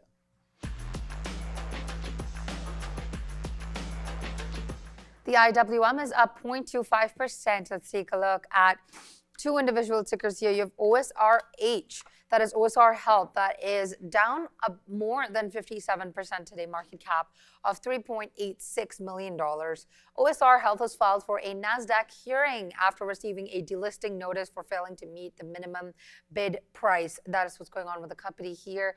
Currently trading at 0.1157, definitely way below the price. It's now down 53% to be precise. It was down 57 when I had last checked. Let's take a look at PMI as well. That's Picard Medical. You've been mentioning this in chat, a lot of you, so let's take a look at this. They're soaring well above 48%, market cap of $18.01 million. Second quarter revenue for this company has nearly doubled Wall Street expectations and has shot up 39% to $3 million. However, this was the thing that made and enabled shareholders to look past the wider than expected EPS loss. But the company is currently trading around $7.93 and is soaring well above 54.5%. Yeah, almost as exciting as some of the PMI numbers that we saw there. Thank you very much, Sia, for that. Yeah, some crazy small cap runners as of right now. I like this one. This one did catch my attention this morning just purely because of the name, PMI. I was like, oh, what's happening here? Yeah, definitely a party on this one. $6 all the way up to $10.65. Finally catching a little bit of calm and consolidation on top of the 7/2 on PMI. What's up, Adara? I'll be quick here. We already know, I mentioned it, Sia mentioned it, Oman and Iran reportedly working together here, according to the Foreign Ministry of Oman, on a temporary passage through the Strait of Hormuz. Now we're getting comments from the Omani foreign minister, who is just echoing this, saying, quote, I am hopeful we will soon announce a temporary corridor for the Strait of Hormuz and practical arrangements to restore safe navigation. So nothing shocking, but just aware, we're getting comments from the Omani foreign minister right now on that temporary passage through the strait. All right, thank you very much. So some potential more moves on USO off of that. So yeah, that bounce off of view up on SpaceX, I guess that was the place to be for a potential long there. SPCX, not the other way around. Right there, boom, comes into view up on that hard flush, bounces right away. So yeah, we're not really working as of right now. But interesting that we're just doing more of the same, right? Just kind of chop sideways. I'm not really seeing anything too crazy, and nor have you guys left anything in the chat. I asked you guys, throw up some stocks in the chat, and we can take a look at it right away. I mean, I see not really a ghost. Oh. Isn't that what a not really ghost would say? Anyways, Dash, they're saying Dash. Dash, I know Uber was on the docket a couple days ago, so haven't really been watching Dash that closely, but it seems like, yeah, decent trend to the upside. Pretty much every day closing a little bit higher. Let's go look at the daily chart here, and maybe we'll see a lot more green. There's a headline that came yesterday as well. Was it? To OB. Yeah, Okay, I mean, okay. I don't know how much weight I would necessarily hold on to this. Yeah, I mean, it's been running for the past few months, so yeah, it's already been had a bit. So DoorDash Inc. So there also might be some selling as well here. We'll get into that, but I think this is one of the interesting ones. I'll pull up some of the other headlines momentarily, but I mean, this is a hot, I'm not going to say this is a hot take, but we know how popular food delivery is. Oh, yeah. It's absolutely crazy, especially in the city, which I now believe electric scooters are banned, so you're not allowed to rock in those, and so. Really? Yeah. In Toronto? Yeah, in I Toronto. still see them around. When did Yeah, that well, happen? you're not supposed to. As of when? As of today? Yeah, I think it was last week or something. Like Oh, they're you still slowly see starting to some, be man. around. I see people. Yeah, but if the Those cops things are see, fast. yeah, if you Those get things are them, fast. you can get them tweaked, and then you can Oh, really, yeah, for you sure. can really have them. But anyway, shares of online food delivery related companies are trading higher after reports suggest that the sector will prove to be immune to any consumer slowdown caused by persistently high interest rates and energy prices. Now, I mean, listen, I'm not like gung-ho or go crazy about ordering online, but in my People opinion, gotta eat. people do have to eat, People gotta eat. but I think people will realize that when you're going to eat, Obi, and you go to the checkout and there's an extra $8 in fees, would you rather just get up and go and get it yourself and kind of, because it adds up, $8 Yeah, here, no, $8, for right? sure. Whatever I it may think be, if and a get place it. is nearby, like it's say either if it's like a 5-minute walk or even like a less than a 10-minute drive, then yeah, I'm definitely looking to go grab it if I'm not already busy, right? If I'm not already doing something, you know, sometimes I haven't had. What happens is like a lot of times I'm finding maybe if I haven't had dinner or anything like that, I'll just order something before Blue Ocean. Yeah. Because I just don't want to, you know, spend time doing any prep or making the meal or anything like that. But yeah, no, even then, just still ordering through the apps, they still make some money when you order through their apps and go pick it up yourself, right? They still have their fees. There are less That's a very fees, valid point. but there's definitely still fees. And I think the fact that majority of restaurants have now adopted either a Skip, a Dash, or an Uber for their takeout versus when, remember like back in the day when you would actually call the restaurant up and order takeout. So like for pizza, you'd call the pizza place and be like, hey, I mean, I still do that every now and then. I still call the places because I noticed that certain listings on Uber and Dash for the same kind of food, they'll have like $1 or $1.50 premium on top for the same burger. Absolutely. Whereas I call it in, I'm gonna go pick it up anyways, right? So, what's up, Sierra? You know, even like if you're going to pick up a pizza, it's just like pickup is so good. Like you call the pizza shop, they get it ready, and you walk 10 minutes, and you come back with pizza in your hand. Like I would do that all my childhood with my dad. Yeah. That was fun. Yeah, no, for sure. It's part of that experience. You know, just getting out, going to grab your food as well. But yeah, no, I think these apps definitely correct. Not really going anywhere. Slowing down. Think about it, like all. when Uber Eats came to the city, it took it by storm, right? Like everybody was hopping on it, and it's slowly the hustle and bustle of kind of the industry itself. Which, listen, I give the utmost respect to those individuals because they're out there. It's raining, it's snowing, and they're doing everything. Meanwhile, you just get to sit back and relax and wait for your food to be delivered. Like when it was pouring the other day, and I seen those guys just standing out there delivering food. Utmost respect to you. So I hope the business continues to thrive for everyone who's been working hard. Sake. Now, Nima saying you do DoorDash in Toronto. It's been insanely busy this year. No, that's good. I'm glad to hear that you remain busy and you're being able to put couple of dollars into your pocket. Now, how many drivers and riders do we see just like walking around? Yeah, literally within the span of a 5-minute walk, I will guarantee you a minimum of at least 5 delivery drivers, whether they're on bicycles, whether on, I guess you see the Uber cars there, but you see a lot of the bicycles and the scooters a lot the e-bikes. more here. Yeah, man. E-bikes. For sure. Yeah, I agree on that one. All right, guys, we're posted up here at 4480s on IBIT. It started to go without us once again. Like, what the heck? Came right into our level, and then sure enough, what a strong bounce. So, I mean, what was once resistance clearly acting as a strong support system. So maybe this is enough liquidity to be absorbed for us to break through this $45 marker here on IBIT. Man, oh man, what another missed op. But oh well, it is what it is. We've been trading pretty well here today, and we can't complain. But hey, when you're swinging, you gotta just. When the shots are dropping, Obi, I think you got to keep on shooting, and I think that's what we're going to be looking at here. I added some more size just in case we do get some form of a pullback, but a steady grind higher. And some of these names that got hit pretty heavy. NVDA went on a nice run bright and early this morning, then gave back the majority of that. Now we're holding up these levels, same channel up here on the Nasdaq. So let's see if we can get this pullback and then once again get rocking and rolling. We went over some of the names and I gave my spiel in my bull case in regards to Meta. Now, worst case scenario is that there's just a glut of compute and nobody needs it. And I think that's the issue for a lot of these hyperscalers at this moment, but currently not the issue. Google stating that they need more, Anthropic's, OpenAI, everyone just trying to strike as much deals as they possibly can in regards to compute. But if and when it becomes more efficient, then you might see a little bit of a slowdown. Robinhood up to $110. Man, why aren't we looking at this name here, OB, today? All the way up to 111.78 and 80s here. Now starting to come back in. Some good movement and great price action here in this name. A solid recovery from that 152 high. You're not too far from it at this point. Man, could that have been a mistake for me to completely offload this position? Hey, you're not going to catch the tops. You're probably not going to catch the bottoms either. But I'm happy for what we had to, or what position did for us here in regards to Robinhood. Multiple 100%. I'm not going to complain about that whatsoever, brother. Nice, nice. Yeah, no, I think we're going to be right back from SIA with Sector Watch, guys.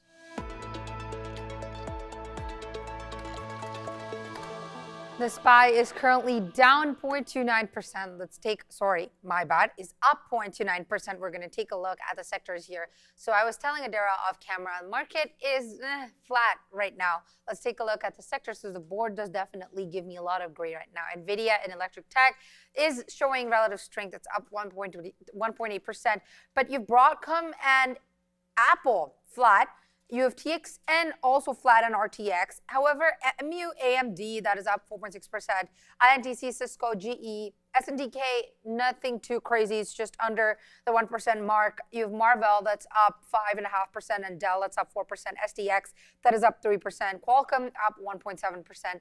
And Axon, AXON, is up 3.7%. In tech services, Google, Meta, Palantir, and IBM are flat, along with ACN for the day. You've Oracle, that is strong, up 1.8%. And Netflix, that is soaring above 2.5%. Meta as well, up 1.12%. You have INTU, that is down close to 3% on the day. And LZOS, that's down 2.5%. In finance, again, a lot of mixed sentiment in this sector. However, I want to talk about Robinhood, that is soaring well past 6.5% today, could reach 7%. And Coinbase, again, up 3.4%. Two names kind of rallying again this week. We were seeing that massive rally last week after the crypto rallies as well. Retail trade, you have Amazon, TJX, Home Depot, LOW, all flat on the day. However, CVNA is up 4.2%. Walmart and Costco a little bit into the red. Producer manufacturing, a mixed bag of stocks here as well. DE is down 2.7%. LRCX is up over 1%, but major names like CAT and GEV, as well as AMET, nothing too crazy, a bit of a flattish sentiment, but AMET is sliding a bit into being negative for the 1% mark. Health tech, you have flattishness between Lilly, J&J, AMGN. However, MRK is up 2.4% on the day. ABBV relatively flat, but a bit towards the green. Tesla and consumer durables up over 1.5%. Energy minerals, you have a bit of a pullback as well in oil that we've been seeing. XOM, CVX are in the red, and so are the other names in the sector, except one that is EQT that's up 1% on the day.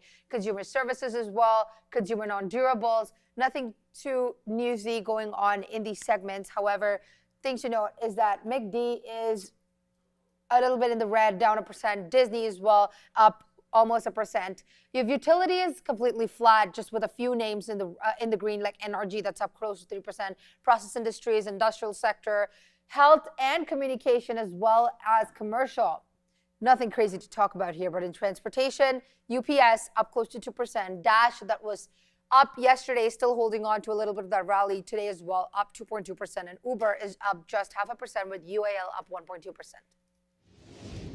Thank you very much. So, Yeah, I know you wanted to mention, I don't know, someone else asked us this in the chat. People were talking about robots in the chat. Yeah, earlier, Rich Tech Robotics here.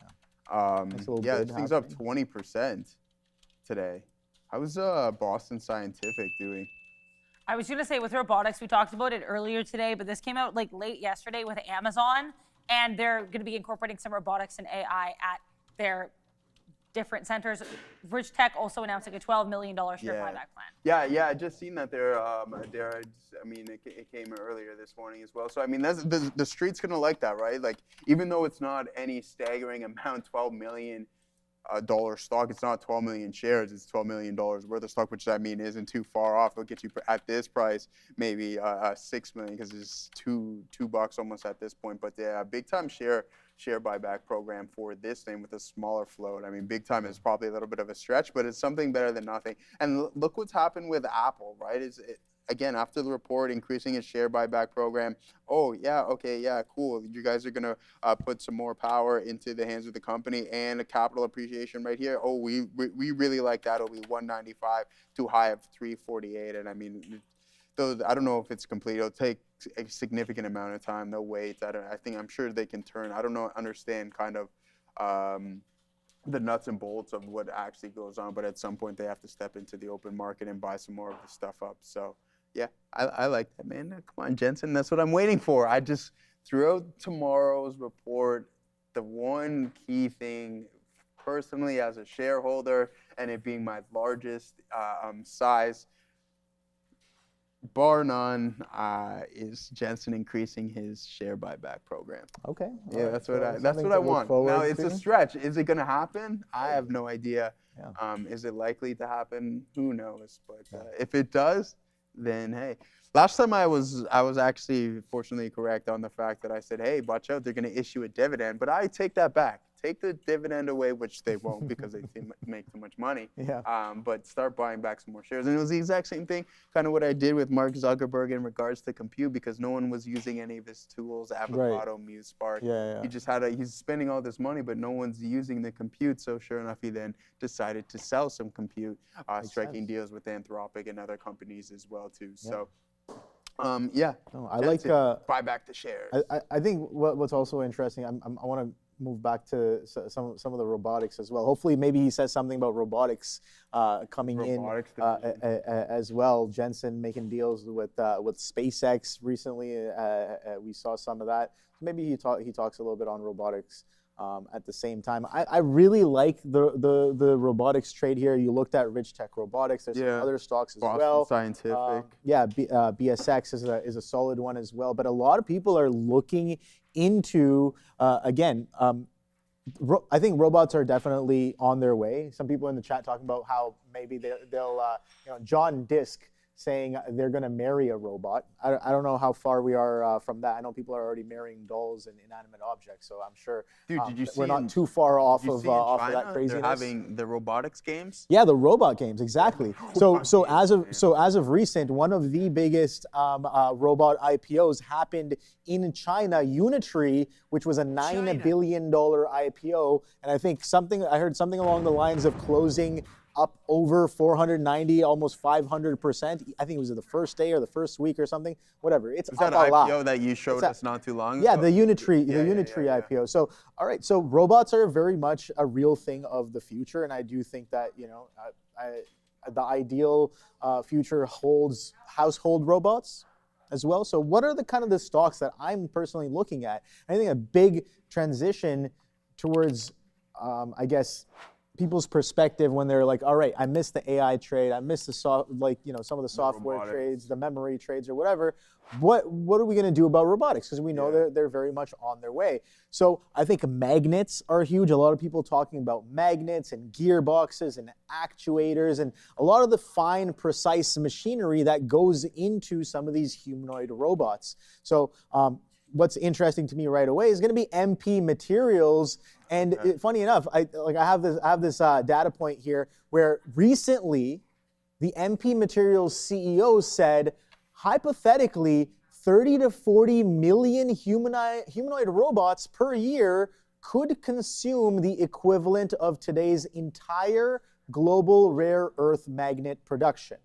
Now, of course, that's a very long ways in the future, but 20 to 40 million humanoid robots, I don't think is out of the question. By when? Right? I don't know by when, but that's a statement that he made, right?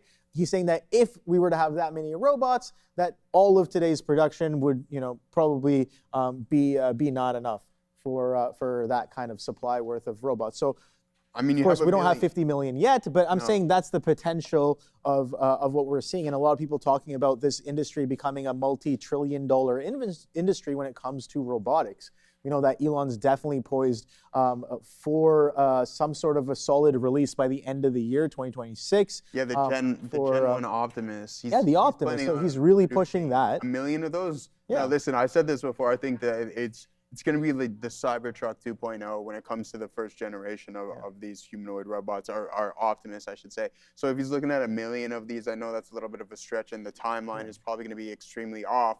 But when it comes to this, like the Cybertruck, not the best-selling vehicle after its release. It was really nice. It was a great idea, I think, in my opinion. Optimus Gen 1, I think it's going to be relatively expensive, and it's not going to be your average household item. No. Once I think it becomes a household item, then I think it completely changes the narrative. But we're already seeing that, though. We're already seeing that. You can right now. You can buy humanoid robots, but it's not affordable. It's not affordable. No, that's the thing. So when that comes around, and hopefully it comes around very soon with some of the progress that we're making, but when that comes around, I think it's going to be very common to have like a Jetsons kind of environment. I don't know if you grew up watching the Jetsons, but it's very. You didn't like the show? No, I didn't. Oh my God! How do you not like the Jetsons? It's George Jetson. Yeah, come on.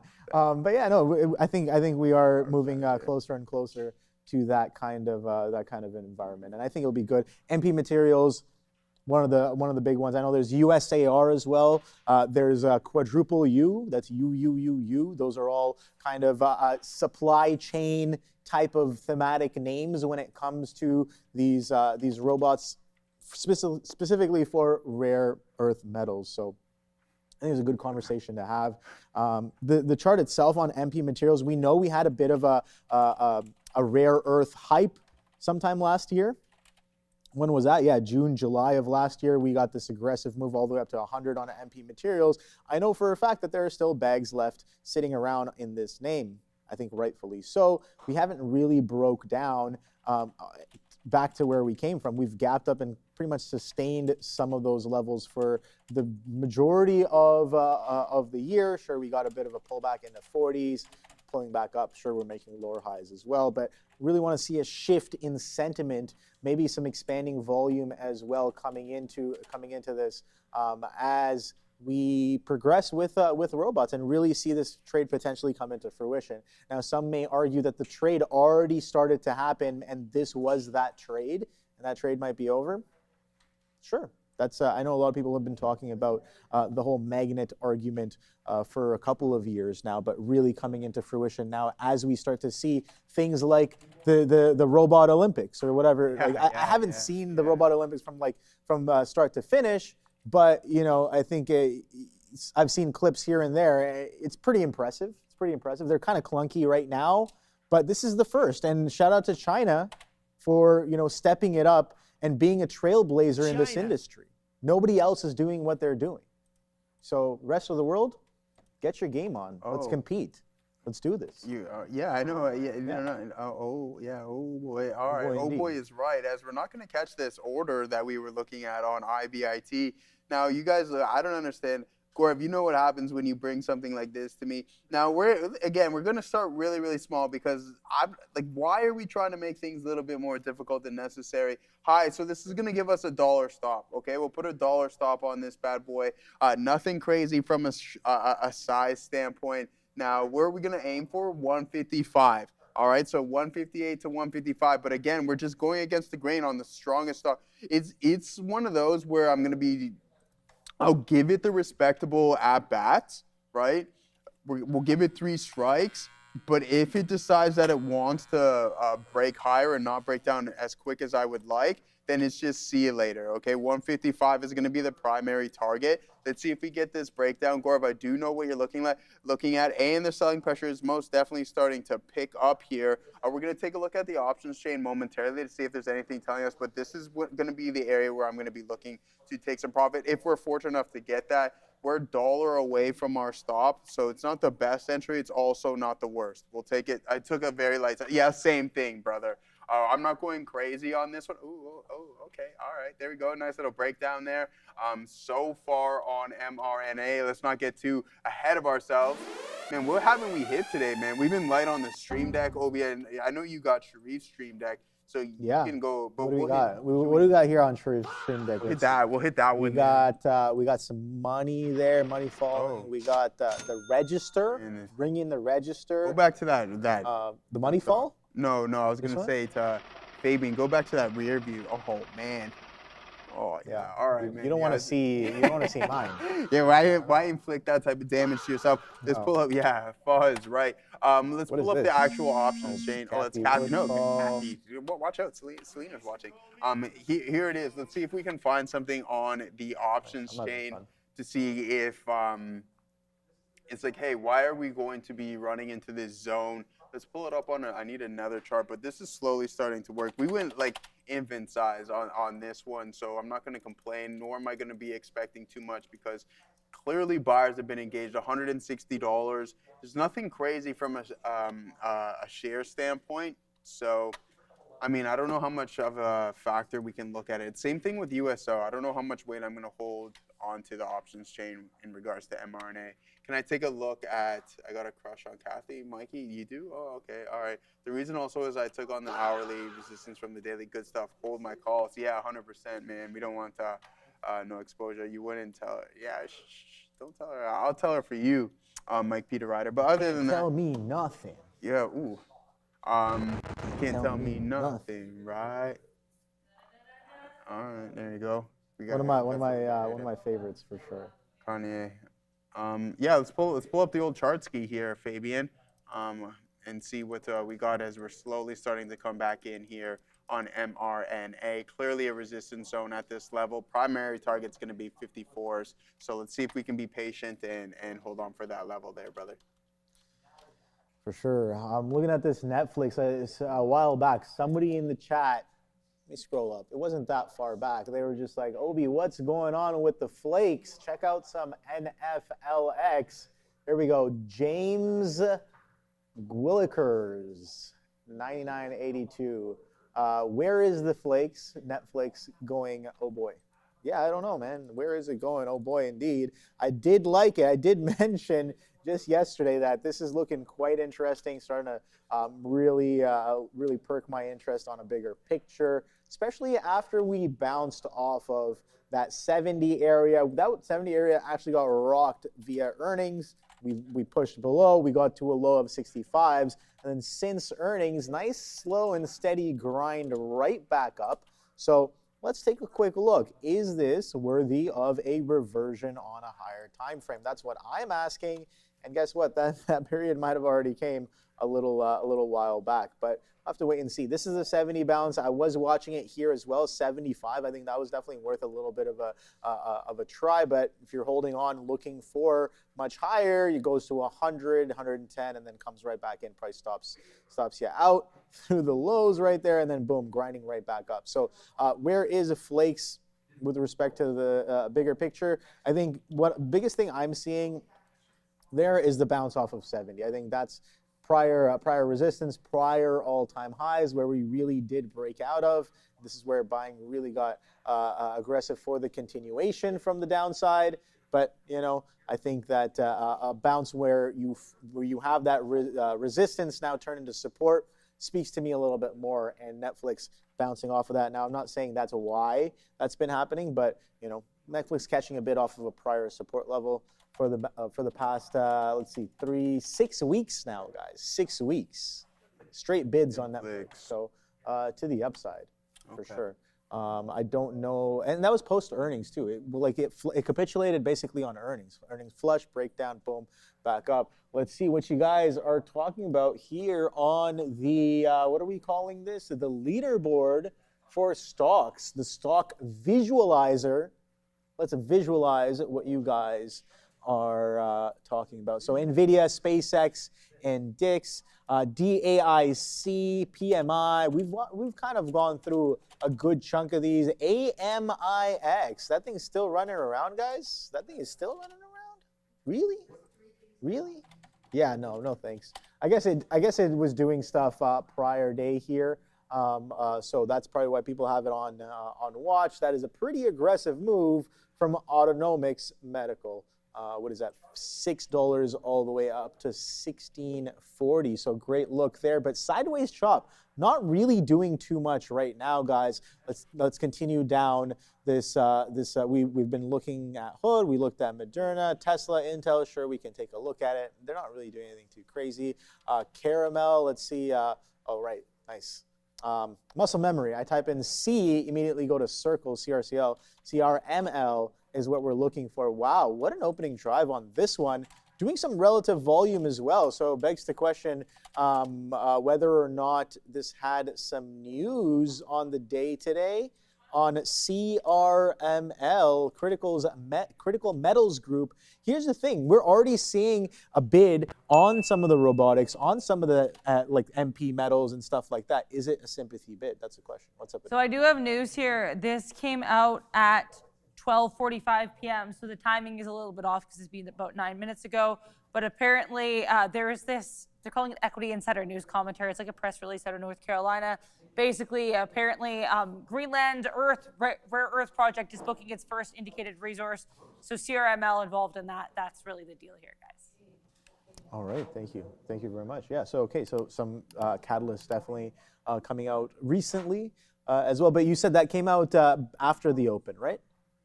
Yeah, it came out at 12:45. It looks, Yeah. if anything, just kind of like a little press blurb. So it's unclear what the actual timing is. But we know that whole Greenland and CRML thing has been Right, it's been a thing for a few days. Yeah, it's not new. Thank you very much. All right, so yeah, it's been doing some relative volume. You can see here over the past few days. So a bigger picture story happening here on this name. Seems like we're getting a bit of continuation along with the rest of the sector on CRML. So yeah, good look there, guys. This is a 3-bar setup, right? 3-bar setup. Look at that. Day one coming in on Friday. Strong leg up all the way to $7.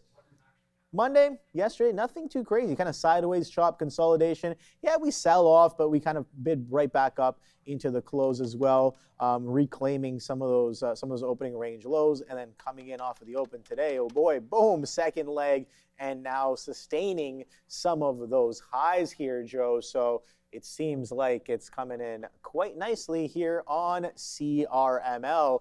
Something else that's coming in quite nicely, guys, is that Palantir short that I got involved in not too long ago. Unfortunately, it didn't quite get as aggressive as I should be. We talk about adding into our winners as best as possible. PLTR here, a little bit of a rejection off of that VWAP right there. And I kind of mentioned this to you guys here. I was like, yeah, Palantir looks pretty decent, poised for a bit of selling. Strong bid off of the open, 180, can't really follow through. Some supply in this zone from yesterday. Guess what? Bid back up to VWAP. Starts to struggle a little bit and starts to curl over. Not only is Palantir curling over at this point around 12:30, the market is also starting to curl over as well. You can see here, not really curl, but sideways chop consolidation. And then, Palantir's like, market's not really going anywhere, and we're sell heavy. Buyers off the docket, and then sell pressure steps right back in off of VWAP, it seems like. So low a day coming in at 173.18, currently trading at 173.93. So let's see if we can get there a little bit further down, and we'll check on our other position here, SpaceX. Ooh, SpaceX. All right, so well, it did get the flush, man. It did get the flush. We got the dip down into that VWAP here, SPCX. So we did get the dip into VWAP, and now it's pretty much back at my entry price, give or take 15, 20 pennies. So I'm just like, dude, like, come on. It went to VWAP, it reverted. It's a sideways chop. Sure, we could bid up. Sure, we could sell off a little bit lower. but I was really looking to revert this aggressive, crazy, straight up green candle that comes in to the market at around 11:30 on whatever catalyst that was, right? Straight line up, breakout of high a day, and then you kind of consolidate, chop, chop, chop. A lot of that buying just dissipated. So I liked the short idea, and the short idea did work quite well for reversion into VWAP, but due to my entry not being ideal, the trade ends up not being as ideal either. So that's the SpaceX right there, 74 bounce on Palantir. But yeah, what are you guys trading? Michael P. DeRider, oh boy, slow day for me. Yeah, slow day for me too, bro. Just chilling, just kind of waiting for the opportunity. It's not every day that you can have crazy, exciting, aggressive moves. Even when the market's in a little bit of a lull, we do our best to keep the excitement and keep the trading flow going. But sometimes you just gotta chill. Like on gotta NCPL. Relax. Right, like on what? Like on MCPL? Yeah, it looks like it's curling over here. We're still short this. I have an order at 48. What is this? 80s. This is Net Capital. Manoj Ceramic Limited. Yeah, I have Net Capital. I got the wrong. Oh, NCPL. Yeah, and I thought you said MCPL. Yeah.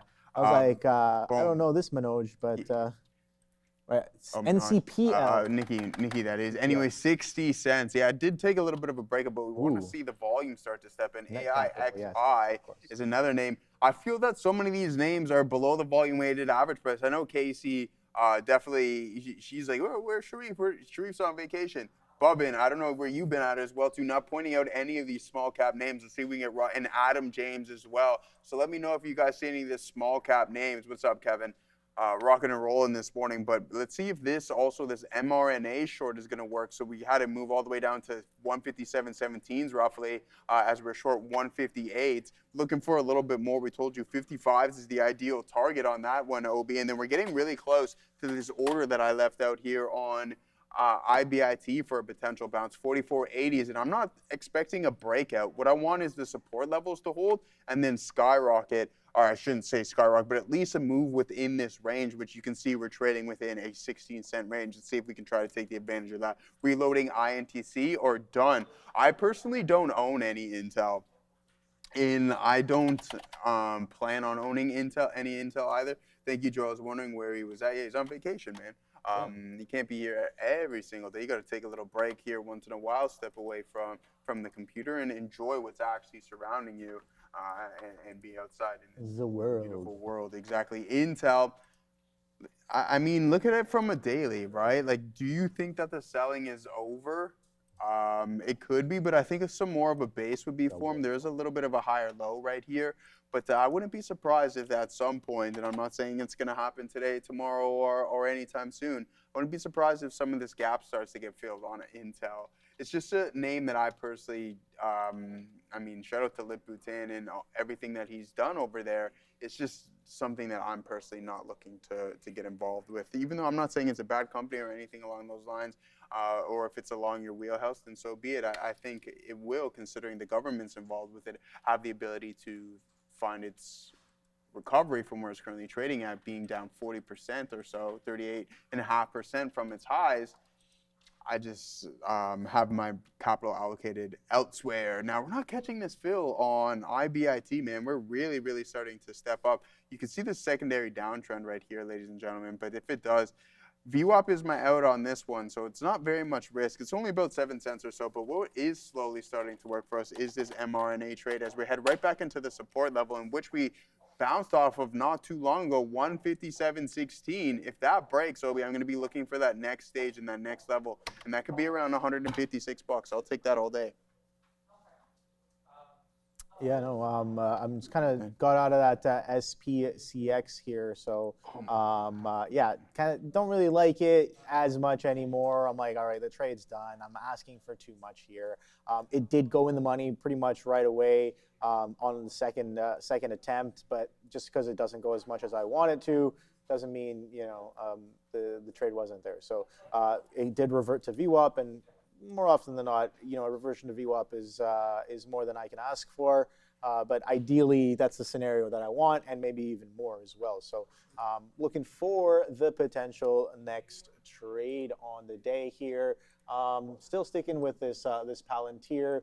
DKS still holding near its lows, man. We got all the way down to a low of 126s. Big miss. Big miss. So this, I would say, you know, again, one of the best opportunities on the day. One of the best opportunities on the day. Bearish catalyst. Miss on revenue. Sorry, miss on their earnings report. Miss on everything.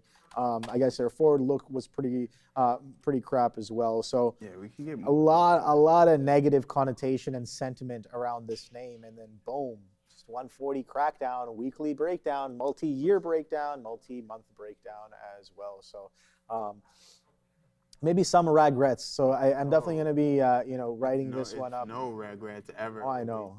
So I gotta get that some regrets. Some regrets tattoo here. But yeah, no, I'm going to be writing this one up pretty well. It's just I've seen this one before and I just wasn't prepared properly. I don't know when I'm going to catch this one. You know, it's that multi-year gap down continuation trade kind of. You know, so they don't usually set up as good as this one, but they have happened in the past. I think one of the ones was one of the airlines. But I mean, like, correctly, I was on the show as well. Names have been getting destroyed, man. Wishes. So no, yeah, some like of the today, retail. So yeah, okay. So one of another name that I was watching today, which gapped down along with DKS. If you guys saw the morning watch list, a couple other names were mentioned there as well, and that was Nike and Lululemon, both trading lower, potentially on the DKS's report, right? So the reversion on Nike came in much better because I was like, why is Nike down? Why is Nike down when when DKS is the one that reported earnings? Right? Why is Lulu down? Why is Nike? I can tell you right now why. No, I understand. I understand why. But why? It's the whole like that sporting goods report. Yeah. It's sportswear, right? Yeah, That's why the whole the theme is down. But who had the actual catalyst? It's DKS. It's sympathy. So the probability is sympathy sell-off. Yeah. But if you came in today and had a similar idea to me and was like, oh, you know, why is Nike sold off? The likelihood of this reverting versus DKS, who actually reported, is much higher. You'd be in the money right now on this on a potential long off of the open on Nike. Break of opening range, dip buy off of the open, consolidation underneath the VWAP that reclaims and breaks out as well. Hold a VWAP on from the upside. So a lot of that coming into fruition here on Nike. Let's see if we can bid back up. Lulu was another name here. Yeah, that one bid up pretty well as well, but I guess a lot more selling was happening on this one. So Lulu wasn't really looking at it as closely as Nike. I know that Nike had some decent, I guess, moves as of recent, both with their earnings report. I think that was recently, right? If I'm not mistaken. Sorry, repeat that one more time. Their earnings report. Yeah, their earnings report was recent, just at the beginning of July. Yeah, that's when I had them on watch. So coming just a few weeks off of earnings. So let me touch on this this Dick's Sporting Goods story here momentarily. Now, I like what you were saying there, Obi, and you hit that nail on the head. Why is Lulu down? Why is Nike down? Yeah. Well, what the CEO is stating here is that consumers weren't spending as much on footwear compared to before, which is 80% of Foot Locker's sales. Now, Dick's Sporting Goods bought out the footwear chain or the retail chain a year ago for $2.4 billion, and it's not performing well whatsoever. So what changed is a number of brands got very promotional on their sites, and those promotions spilled into the broader marketplace. So what happens? So what essentially this guy's saying is that our margins got absolutely destroyed because everybody's putting discounts on their products, and yet we're sitting over here like, like we're still trying to sell sneakers at the same price. That's not going to work out. People will go elsewhere, or you have to kind of mark down your own price as well too in order to compete. And with that being said, it just absolutely obliterates your margins. Yeah, for sure, man. These guys got destroyed, man. Absolutely destroyed, man. And it's like I knew I should have put this out. What's that?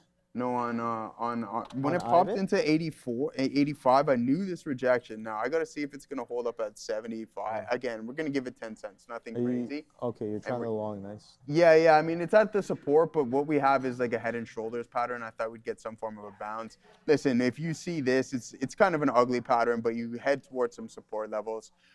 Throughout these multiple tests, especially so head, wick high, and then you have this second shoulder, we'll call it, slightly deformed. It comes back into VWAP.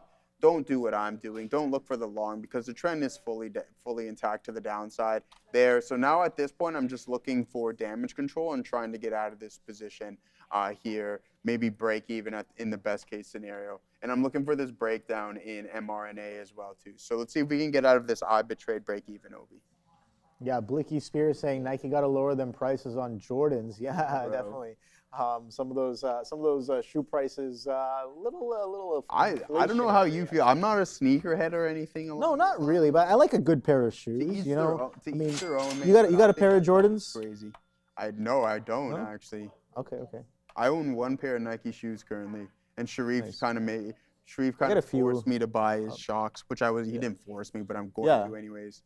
But For like working out and stuff and like no, running. Shock, or- just casual, like walk Like the dog walking? and stuff Okay, like that. true. Yeah. All right. Yeah, IBIT really stinking the bed right now. Let's get out of this trade here, ladies and gentlemen. As it hits our target, we're all out of that as the selling pressure really started to amp up here. Could be a potential short in Bitcoin. Look at the volume kick up here, OB in Bitcoin. Yeah. That's some big time movement. All right. Vicky Singh, how are we expecting AXTI, AAPLD, and Oklo to behave for the rest of the day today? If I knew, I'd be significantly rich. I told 2x short ETF on all of these for days trading purposes. If I knew what it was gonna do, you'd probably see it on the position board right now. Brother, I'd be in like Being like, boom. If I knew what was gonna happen, somewhere warm. we can somewhere warm. But I mean, you want to talk to him about that? Sure, and we the- can. and I'll the look at leverage aspect some of things? those, and I'll see what my personal opinion, not any advice on what those are. NFA. AXTI. We'll start off with that one. What ETF? You hold a 2x short ETF Yeah, on well, all that's- of these? there's one Oh of yeah, the issues ATX. I guess AXTX. This one, 2x long and 2x short. AXTQ. Huh. Interesting. What are these guys? What are these guys? What do you guys do? Electronic technology, electronic production equipment. Interesting. Engages in the design and development, manufacture, and distribution of single-element semiconductor substrates. It also sells specialty material substrates and raw materials to make other substrates and other related products. Nice. So some sort of headquartered in Fremont, California. So. Is that right? CA, California? Yeah, Fremont. Okay, cool. It seems like we consolidated. It's not really doing relative volume either. Bit of a curl to the downside. What's interesting to me is that we're breaking that opening range low going into the later half of the day. Kind of, buyers and sellers in a bit of a battle in and around VWAP, mostly underneath VWAP all day long, and then coming into 1 o'clock, going into 2 o'clock. Seems like buyers are starting to really lose a little bit of that intraday battle on AXTI. So that's what I'm seeing on the chart here. What else do I see? APLD. Now that's I'm just looking at a 3-minute chart. I haven't looked at any higher time frames or whatever. So I'm 100% sure I'm missing out on a lot of other information I could be talking about. But again, let's just look at the daily chart. The intraday charts here. I'm just looking at a 3-minute. APDL, Applied Digital, yeah, I don't know. Bit of an uptrend on the day bid, but you can see just last week on Friday, aggressively sold off of this, just below this $30 level. So bit of a chop zone. We've been chopping up this 29 to 26 area since about last Wednesday on APLD. We'll go to an hourly here, see where we are in reference to some of these prior prices. Oh boy. That's a bit of a head and shoulders. Left shoulder, head, right shoulder, boom. Nice little downtrend since then, and now sideways chop here. So I don't know, man. I don't know about this one. It's in that chop zone, so nothing crazy there. OKLO. Okay, all right. there's something right there on the hourly chart, straight line up. So aggressive bid on this one. Don't know if there's news on this, but does have some relative volume, 1.5, 1.6 times relative volume here. Let's see, we already know what Alclo does, right?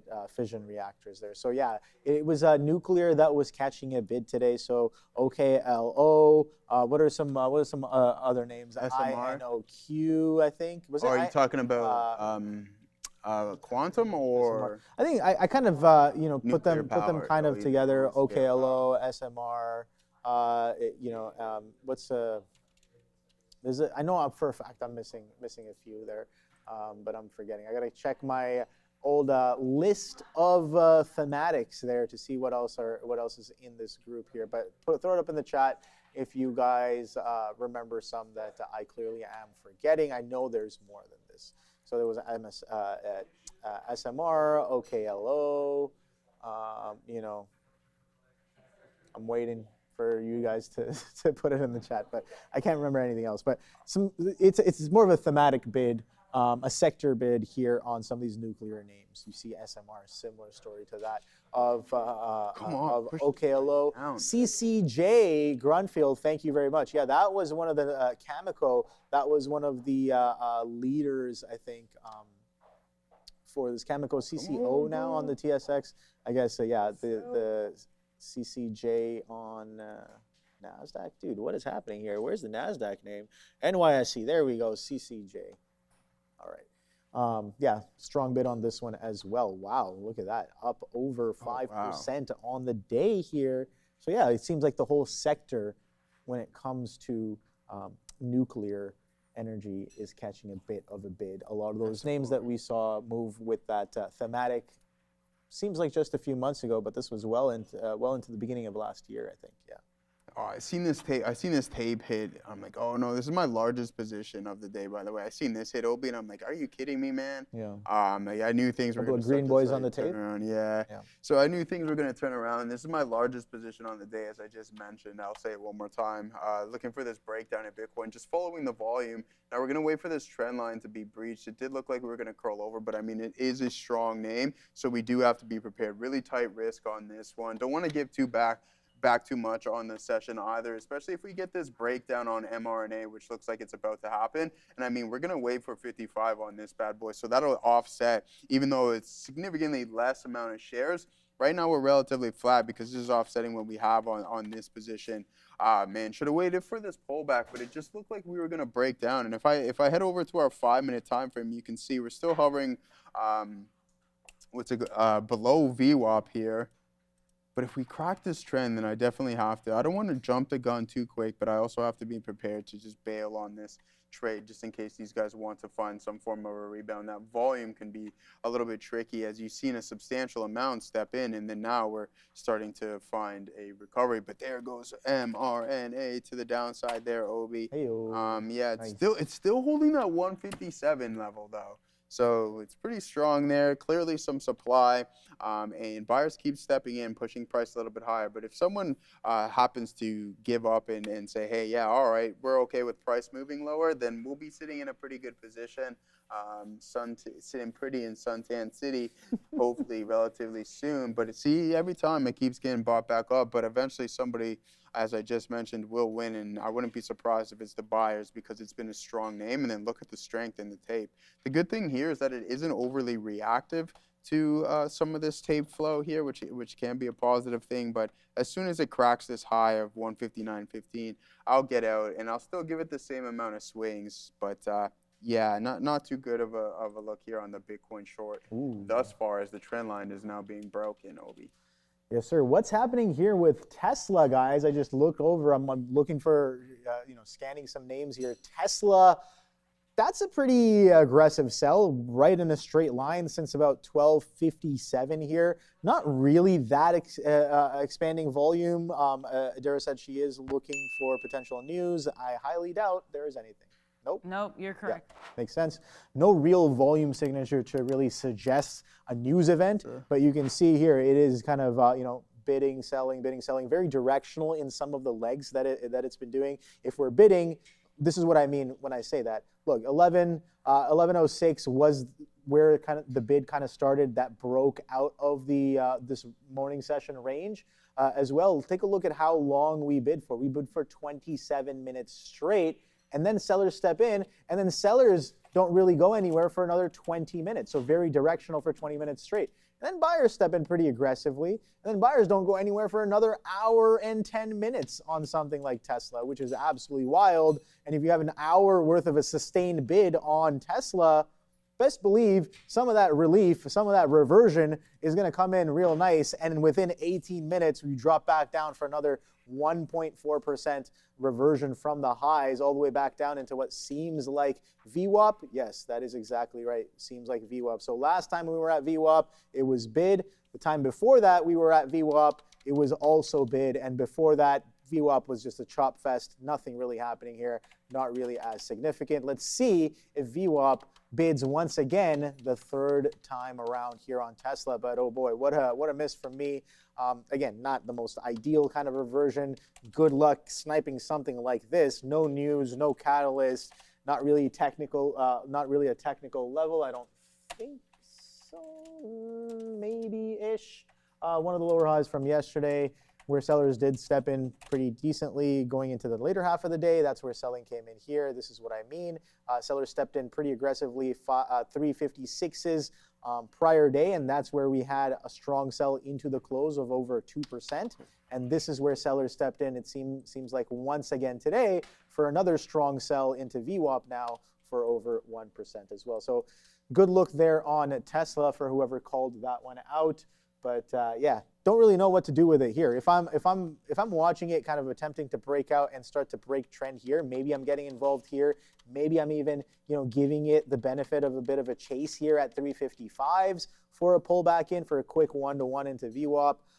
But way too late for me to do anything much on this one as of right now. Let's take a look at our friend Palantir here, still holding near the lows. So still hasn't really broken below this 174 area as of right now. I'm looking for that 173. That's not that far away. 173 and some change printing as we speak. So we'll see if that one will come into fruition. I want to see it hold below this 74.5 as well. So unfortunately didn't really add on to this one. Tried it, this one, oh no, it was SpaceX that I tried twice. This one I already tried once, and it seemed to have worked out pretty nicely. So where is the next trade? That's what I'm asking. PMI, I hate you saying, and a drug. All right. Let's see what our friend PMI is up to. I know a few of you are all over this name today. Health Technology, Picard Medical. Yeah, I don't know. I think last time we were talking about this, it was underneath VWAP, and since then it's bid up about 15-20% all the way to 977 there. So a little bit too volatile for me. On a day like today, especially at its price point, not really something that I touch, but good luck and Godspeed to whoever is willing to take on that challenge. All the power to you. Oklo short is burning me. A few of you talking about that Oklo short, man. Didn't we just say that Oklo is trending to the upside along with the rest of its sector and the whole theme? Yeah, that short is definitely hurting, especially if you got involved around 43s. I mean, maybe you see this sideways start to slow down, the bids start to slow down sideways, and you get involved, and you're getting squeezed a little bit as well. But bigger picture, yeah, this thing is catching a bit of a bid through prior levels, 43s, this prior high as well on the daily, 44s as of right now. So we'll see. We'll wait and see if there's a continued bid. Only today did we start really seeing some relative volume step into some of these names. Oklo's been doing it here and there, but if you look at something like an SMR, and we looked at some other names as well, a little bit more relative volume here on the day, 1.3 on this name. Some people were looking at, I guess, some metal names as well, Energy Fuels, Quadruple U, not as much relative volume. Don't forget, it's an Amex ARCA stock, so maybe they move a little bit differently, I would say. But yeah, where is the next trade? It seems like Palantir is finally starting to do it, guys. So yeah, good little trade there. Unfortunately, did not add anything at 75s or 75 halves. Maybe looking to add on a bit of a pop after we get through, if we get through that 173-day low. Market does now finally seem like it's catching a stronger curl. We have another red bar to the downside on the 15-minute chart on the right side of my screen, as you guys can see right here and here, both the ES and the Nasdaq respectively. So yeah, some confluence there to add to some selling pressure for the Palantir, which holds a pretty decent beta, I would say.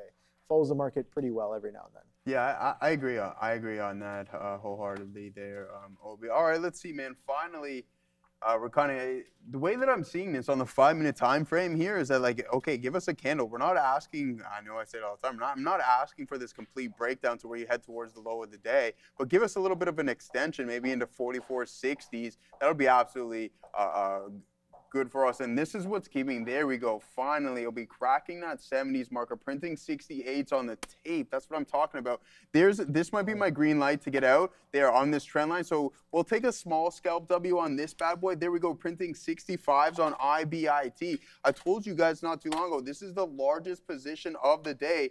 Ooh, that's what I'm talking about. Sean, I meant to get out. Now printing 63s. I was like, uh-oh, if this long wasn't going to work for us, let's kind of flip this game. And then sure enough, see if we can get a nice little bit of a move down. But we got to be cautious. I will remove a little bit more at the same level. Now we're sitting on approximately 50% of our position, but a nice little top up to get back to where we were and most definitely eliminate this loss that we went through on IBIT not too long ago. If it prints 60s, it's a completely different story. You know what? I might take a little bit more off because that was the extension that I was looking for, Obi, and I'm not seeing any continuation within the time and sales. So that could be my green light to say, hey, Joe, you got that move that you're looking for. Leave a little bit of a runner, nothing crazy, and then now, sure enough, we're hovering around this area. So, I mean, we went for that long initially, got out of it, Obi, as I was like, what am I doing trying to buy the support level kind of on that third leg over? And then I'm like, all right, bang, we get out. We triple up the size there and then go to 44.63s there. And if it prints 60s, then it's absolutely cash. But, yeah, not too bad. I'm not going to complain about it whatsoever. And what is MRNA up to? Look at the daily. This is why I was like, okay, we'll give it a shot just due to where we were sitting at from an intraday standpoint. I'm like, but from a daily, this is a pretty bullish. Like, you open up on the top end of the range. Picture this being in an intraday pattern. Let's actually go to just like a higher time frame, and maybe we can see it a little bit clearer. No, that's not what I was looking to do. But anyways, from a daily, we might have to hop out of this as it comes back. It's going to retest 44.70s. Here on IBIT, I believe, and that's where we're going to want to see what happens from that point. But just look where this opens up on a daily. That's strong, and I wouldn't be surprised at this pace if we go and test this 180 marker once again.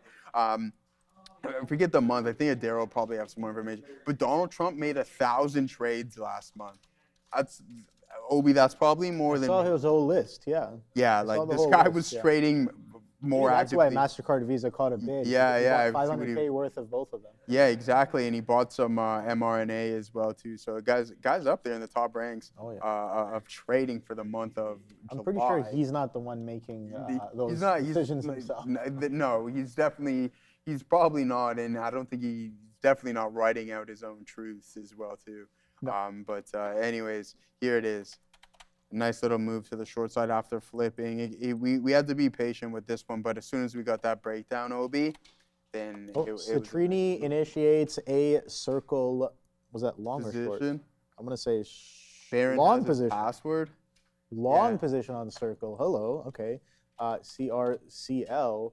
I think this freshly just came out, so nothing too crazy right now. I guess we've already had a bit of shake and bake off of the open, nice little bid and then sell off there within a $2, $3 range, just shy of that $90 level. But I do like the look here where you break out and you start to consolidate for the past 2 or 3 hours here on top of 90. Definitely okay there on that one there. There it goes. Palantir, another leg to the downside, honing in to that day low, guys. Almost at that day low. Can we accelerate? We're there. 173s, a little bit of excitement coming in to to the last 30, 40 minutes of the day. Oh boy, indeed. 173. Let's see what we do in and around here. Let's pull up the bigger picture chart and see what we are dealing with here on Palantir. Can we tell the future on this one? I don't know, but definitely took a lucky call for sure with that VWAP short. So, oh boy. All right. So, Joe, you see something here that I definitely see kind of yelling out at me. Yeah, that's a little bit. Bit of a support right there. And we're cracking some of this support on Palantir multiple days, almost all of last week. We have a Thursday wick down here into 172s. Friday wick down into 172s and change. Yesterday wick down into 171s and some change. It seems like there may or may not be some buyers around here. So, hey, is that a good reason to buy? Absolutely, especially if, you know, the stock is telling me that, hey, there's been buyers here, boom, boom, boom, boom. That's cool, I'm going to be patient. I'm going to wait to see if buyers actually step in, because I'm with the sellers now, and I'll buy with those buyers if they actually do. So keeping it simple in that sense. I did mention earlier when we were talking about Neil's lesson of the day. I got you. Reasons to buy, reasons to sell. You do not need to complicate it more than that. Yeah. Right? VWAP sellers, sell strong on the day. Nice little continuation going into the later half of the day. 176s can't really bid through. Continuation works, and we're pulling back into an area of potential demand. So we'll have to wait and see. Like I said before, I'm only taking I guess just the reps on this one. I have nowhere near the size that I should be in. So very, very unfortunate on that one. But it is what it is. We'll move on to the next trade. What's up, Adara? Let's take a look here at CRCL. This thing already at day's high, along with the rest of, we have crypto strength and focus, that's for sure. But CRCL in particular, to the upside here, is we have Citrini, which again is that research firm or research group. They released that whole short case on software going back to earlier this year. They've initiated a long position on CRCL. Back to you. T, what's up, yo? What's up, yo? T, what's up, yo? Pull up that super chat again. What's up? He's asking for a friend. Thank you very much for the super chat there. Asking for a friend. What do you think about average down in moderation to finesse the entry? That's crazy. The fact that if you finesse. Okay, so there's there's averaging up and averaging down. I'm not going to sit here and say that, averaging down should never be done. I'm not going to sit here and say that. I personally do it every now and then. It really depends. But on the other side of that same coin, some of the best trades that I've had, bar none, were trades that I've added into, averaged up into, taken more as it started to work for me. I think that's more of a finesse, right? We talked about this earlier, holding on to your winners. What about not only holding on to those winners, but finding places to take continuations? That's how you can take a scalp into a level-to-level move. That's how you can turn, an intraday swing or a multi-day swing into a multi-week or a multi-month swing as the trade is working for you, right? But averaging down is you placing more bets in as it's working against you, and probabilities are probably stacking against you as well. So that's what I think. In moderation, really, yes, definitely in moderation, but you have to be a lot more nuanced as well. If you know that I'll use a chart. A good way to exemplify this is to have a chart alongside for sure, so you guys can kind of understand what I'm getting at here. Okay, so let's use Palantir. Let's use Palantir as an example. I just took the trade Palantir as well, and I was watching it earlier. I was watching it around 12 o'clock before it became the right side of this specific move. But say I'm getting in and I'm like, all right, I have a general sense of, hey, there's been supply here, 177s, 178s, and the sellers here as well off of the opening drive at around 10 o'clock, sellers stepping in 179s, 177s, And if I'm looking for the short again, here I can be dabbling in slightly. You know, if I'm like, okay, I'm gonna let this get up to maybe opening range high at 178 and some change and really look for sellers to step in. My ultimate risk is up to day highs just underneath 180, and I'm willing to sell from 177s to 178s. But I want to dabble in 176s a little bit just in case, you know, it does start to curl here. Those are all of the finesse type of statements that I might be making. Now, let's change that up. Let's change that up to the type of decision making and mindset I'll have when I'm on the right side of the move, which, you know, I took the 176 on the right side after the VWAP kind of rejected. When you're in here, you're like, oh, it might come back. You're hoping for it to come back in the money. But when you're on the right side, you're like, all right, let's go. We're coming in right now. Sellers, I'm on the right side of the move. The buyers have exhausted. I have a place to risk right there, 176.63s just above there. Buyers weren't able to take it there. Now, the mindset totally changes when you're on the right side. You're not thinking about, oh, where can I sell again because I'm looking to average in for this to come back into the money. You're like, where can I get really aggressive with this where sellers are stepping in and breaking through structure so that I can really leverage into a winning position. There's a distinct difference in the time, in the mentality that occurs when you're in those two different positions. And if you can learn to kind of recognize that real time while you're live in the trade, that is what makes the difference, because you have to be aware while you're in the trade of what you're doing. And sometimes it's easy to get carried away being like, boom, boom, boom, boom, I'm adding into this trade, which I think it should be going, and then it doesn't go. And then when it actually happens, I don't have the right kind of shares or the price as well. So I think that's my I guess, little spiel on averaging down, averaging in. But, you know, it's easy concepts to kind of, talk about, very difficult to actually implement without a real game plan of how you're going to actually implement that mid trade. I agree. Yeah, I agree with you there, man. Like it all depends on your timeline as well too, and what the stock is. Because if you've been consistently averaging down into CRM or some of these quantum names over the past X amount of time, it's not doing well. You have to give yourself a broader horizon and make sure that you've done enough due diligence within the actual underlying asset itself that you're willing to do that. And I mean, if you're looking to allocate 10 grand. Or whatever, we'll use that as an example, and your first tranche was 2,000, and then you have an additional 4 tranches after the initial one of buying that more, then I can get behind it. But if you're just DCA because you're out of the money in a position and you don't truly believe the thesis or the company, the fundamentals behind the company, then I would suggest that you don't do it. And if you think PTJ, that you're right? If you think that you're going to finesse the market, then good luck. Forget it. As soon as you said finesse, it's just like that word right there told me what mindset you're. Yeah, exactly. So you think that you're going to think, no, they see everything. Right. What were you going to say, though, aside from that? PTJ, Paul Tudor Jones, a famous picture of him sitting at his trading desk, and a famous statement that he makes. Now, again, I agree. I just told you what my opinion on this is. I don't strongly agree with it, but I'm learning as well, and I'm finding my best trades are the ones where I add to my winners. But he had the back of his office, he has this sign basically in permanent marker that says losers average losers. Never do. Just to remind himself that, he probably makes that mistake every now and then as well. That's why he's got the sign up there to tell him that, hey, losers average losers.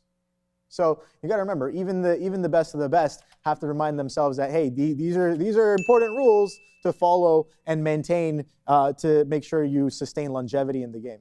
So real question for both of you, and I'll answer it too if I think of an answer. But all right. If you guys could have, I like that whole losers average losers thing. Like, what's something that you do wrong that you want to remember so you can correct it? Yeah.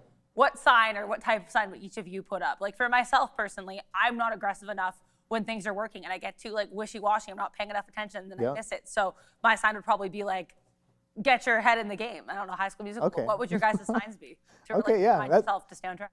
Great question. I mean, you guys already know. You see my desk. I have sticky notes here and there with mini messages. So I have a few different messages that I put down to remind myself. But I'll let you take it first. You know, I don't know if there's one single message that I send myself. I think when, I mean, I haven't been doing this the longest amount of time, but I haven't been, I'm not green either, I don't think.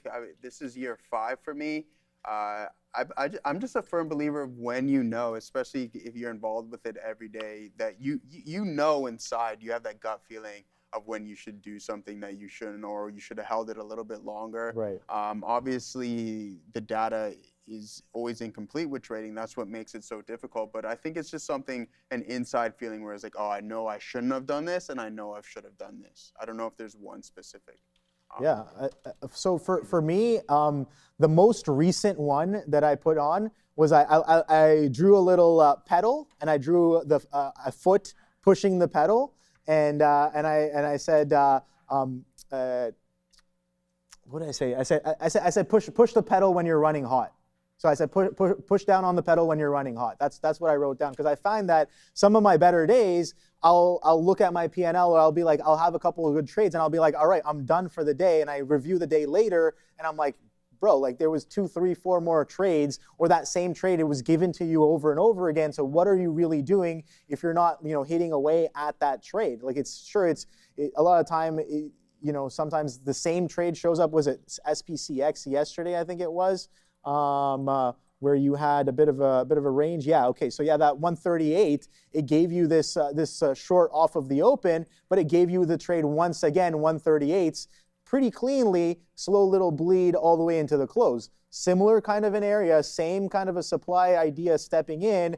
Trade happening twice in two distinctly different ways, but that same kind of a trade happening where you're shorting 138 supplies to take into 135, right? So it's stuff like that. I can sit here and be like, all right, I caught this move in the morning. All right, I'm done for the day. But hey, look, if you're really sitting down and you're here every day, the trade showed up once again. That same reason to sell, the same area to sell shows up again. So when stuff like that happens, I found that, I'm not maybe exercising my skills to the best of their abilities. So when I'm doing well, put the pedal to the metal. I think that's my latest. I think that's a fair assessment there, Obi. Yeah, push it when you're running hot. That's what it is. Push it when you're running hot. That's mine. Right arm, as my boys would like to say, right arm. Yeah, no, this is why we get out of this trade here, right? Like at some point I thought we were gonna break 157. Look at the volume step in right here, Obi. I know I was out a couple of minutes earlier, but now we're really starting to climb. So this wedge that was forming, good out as well too, Gore. But so hopefully that was a positive trade for you. I mean, it was only a couple of pennies, but it's better than a loser. Trend line breaks, volume starts to step in, bullish pattern on the daily. Green light to get out, and same thing here with this trade here on IBIT. Looking for that breakdown. It did take some time, but then after that clean flush, I'm like, uh-oh, you know what? Let's not get greedy and get ahead of ourselves.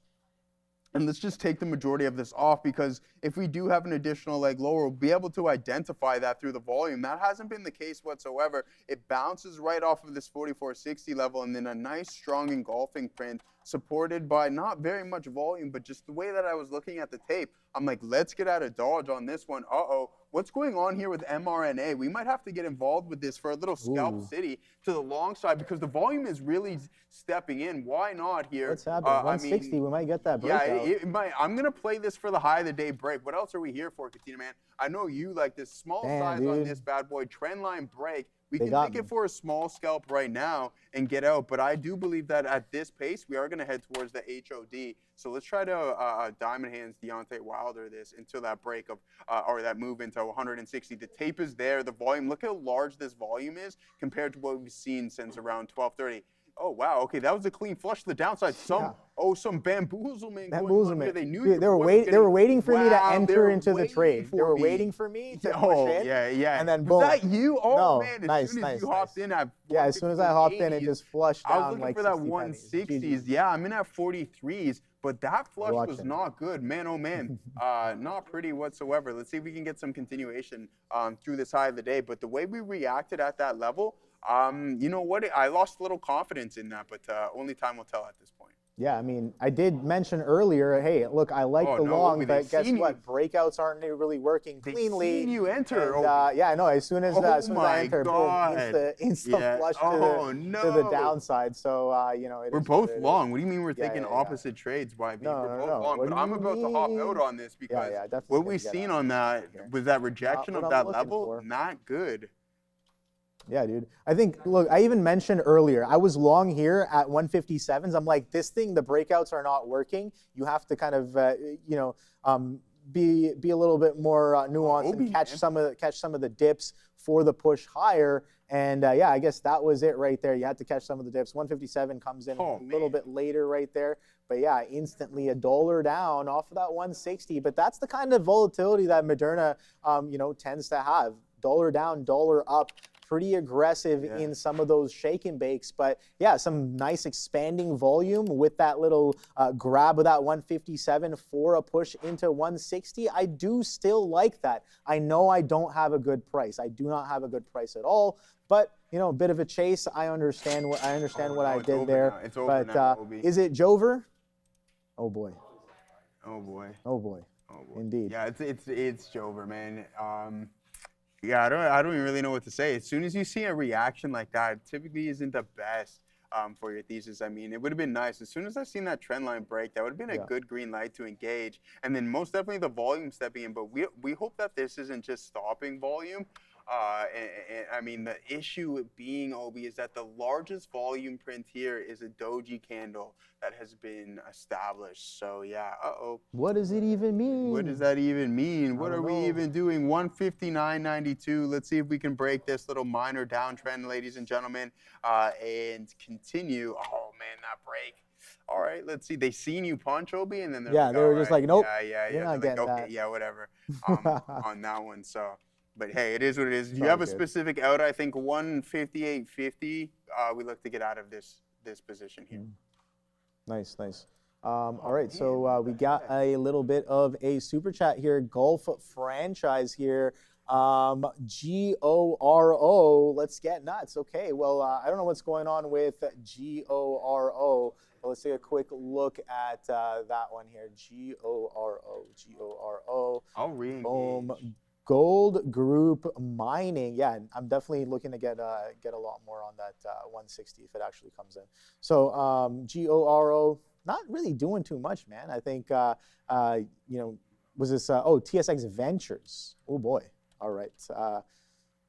Let's see if there's any, there's an ARCA one. There is an ARCA one. Boom, NYSE ARCA. Okay, that looks much better. I was like, dude, what's that's doing no volume at all there. So nice little push there on the day. It was doing some relative volume there in the morning there. So decent look, nice little trend to the upside on the day. Gold Corp Mining. We know that gold has been catching a decent bid there over the past couple of weeks.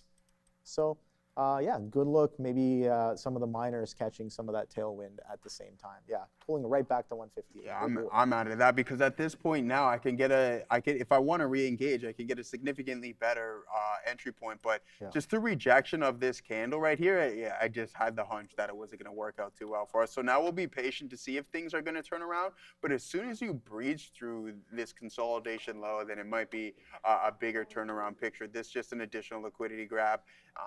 But the volume was there, man. So a little bit of bamboozlement on that front. Someone mentioning CrowdStrike. Yeah, CrowdStrike putting in a day to the downside at this point. Obi now 229. We're approximately 20% off of the highs here on CrowdStrike, and it looks like we want to head towards this 177 marker. Don't forget, we're reporting after the bell. All right, hold on. I don't want to. I'm pretty sure that it is.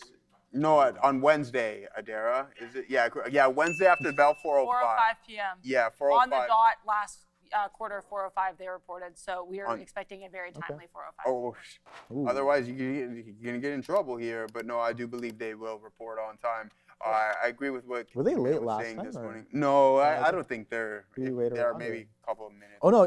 What had happened? I think they leaked a release early. Was that the one? That one time in Nvidia? Yeah. So we I can't remember confirm last it was a time. leak, but I'm just telling you guys it was a leak because the numbers were exactly correct. I've read enough NVIDIA earnings reports to know that the way it was written, it's exactly how NVIDIA writes it. That came out right at 4:20. But NVIDIA casually just let the actual earnings slip at 4:31, but not 4:31 on the dot, which tells me it was not a pre-planned release. It was leaked. They panicked. They waited 11 minutes. Oh, really? Hey, okay, that's interesting. All right, yeah, so let's see. We're going to wait for price action to turn around, but yeah, CrowdStrike not looking too good. I'm sure Dara has an infographic ready for you guys in regards to the expected moves. We can do that coming out tomorrow. Okay, so it's completed. Okay, so just before the release, you'll get the infographic from Madera. We can go over a couple of the names as well too. Do you use that source that I gave you anymore, Adara, or no? For the implied moves, yeah, but the thing is for the implied moves is I always like to wait until the last second. Okay. So implied moves, I don't put that infographic out until like 2 hours before the earnings come out because I like to get it as close to accurate as possible. In terms of like the other aspects of the earnings reports, like what they did last quarter, etc., I have things coming out for NVIDIA tonight. Then tomorrow you're going to be getting CrowdStrike, HPQ, and CRM, and also Best Buy because they report on Thursday morning. So very, very tightly scheduled earnings infographic machine over here at AXTI TV Research. Julio, right, nice. Thank you very much for that. All right, this is the turnaround. This is going to be the last attempt here on MRNA to see if we're going to get any form of continuation. Once again, we don't want to give back too much, but price turning around at this point, I like it. There is a key structure right there, so that what was once resistance can now potentially act as support. But as soon as we come into the middle of this range, it's see you later to that one. Henry, I really want to do an options play for INTU. Leaning bearish, thinking of call spread or put spread. Not sure which one do you think makes more sense. Well, if you're thinking bearish, you'd have to go credit on the call. You can go debit on the put, right? But yeah, so credit on the call, a little bit more risk on that front unless you have a tighter strike that you're writing, or you can go debit on the put spread. So those are your two options on INTU. I'll pull up the technicals momentarily. I want to focus on this one for the next couple of seconds on this specific trade, because as soon as we head towards the lower, if we break this low right here, then that's it. And I'm not going to give too much more of my day back here, especially if this doesn't want to find any form of continuation. It could be a complete fake out, especially after that volume stepped in, and then this is the largest 1 minute candle since what time here today? That could be a massive teller in the direction. Yeah, so this is the largest candle since 1037, which would be the around the third or fourth largest on the day. At those highs, that's just stopping volume for me at this point. So yeah, it's like it's either stopping volume of all the shorts that got blasted through the highs, or it's also volume for everybody who punched the long through the breakout as well, right? So a lot of different confluence of multiple kinds of participants there. But bigger picture, this thing's bidding, guys, and this thing is bidding pretty aggressively. I know, you know, buddies in the position from like 130s, 140s, even adding into 150s this morning. Shout out to anybody and everybody who was, you know, got involved with a little bit of that. And you know, maybe you know, I got some friends who I did mention getting short this thing on the swing as well. So you know, some covered, some haven't. So you know, good luck to everybody in their trade ideas on this one. Right now, I'm just looking for a potential push towards 160 if it'll have me. But you know, it is pretty choppy. It is pretty turbulent for sure, like we have seen. And yeah, cannot expect some of this action to be clean at all. You can almost expect it to be unclean at the same time. So. All right, so we got a super chat here by Ronald. All right, Ronald, what's up, guys? What's up? Ronald, TA Hood, please. I'm looking to short it. Oh. You want to take a little bit of a look at? Yeah, we'll take a look at that. Yeah, Hood. Yeah, absolutely. I hopped out of this, right? Because like, why am I gonna? I'm thinking if this holds, then my risk reward is significantly better than me holding on to this position. So right now I would still be OTM. Right now we're in ITM in the money here, but I just get out because I'm like, now I can increase my prices significantly better. And I don't have to wait to the break of this 159.40 level to just get back to break even. So if it's going to work and head towards this 160 marker, you can see significantly better risk to reward. It may or may not happen. That's the issue with when it comes to re-engaging. Now, Robinhood, a name that I was, this was one of my better performers over the past couple of years. I've been really thankful that we owned this name and we owned it. We recognized what was coming in on the earnings report at an earlier time. If you're looking to short it, I don't know. Like, do you ask yourself, do you want to short a name? And again, this is a question that, like, as Sean would be like, do you want to short this one here at this 119 level? Maybe, do you want to short a name that has been consistently putting in higher lows? Right? I don't know. Ask yourself that. And if the answer is yes, I don't want to talk you out of your own trade idea. Make sure you just keep your risk measures intact. All right? So this is what you want to do. I just personally, like, again, it's like, why am I making my life a little bit more difficult shorting MRNA, one of the stronger and the best performing names over the past week, 2 weeks, when I can just attempt to go with the flow? And I think that just puts probability in my favor, especially if there's trend lines. So I think that's the camp that I stand on. I'm no longer a shareholder. So what happens to the name is irrelevant, but it matters to me what happens to your money. Not a financial advice, Obi.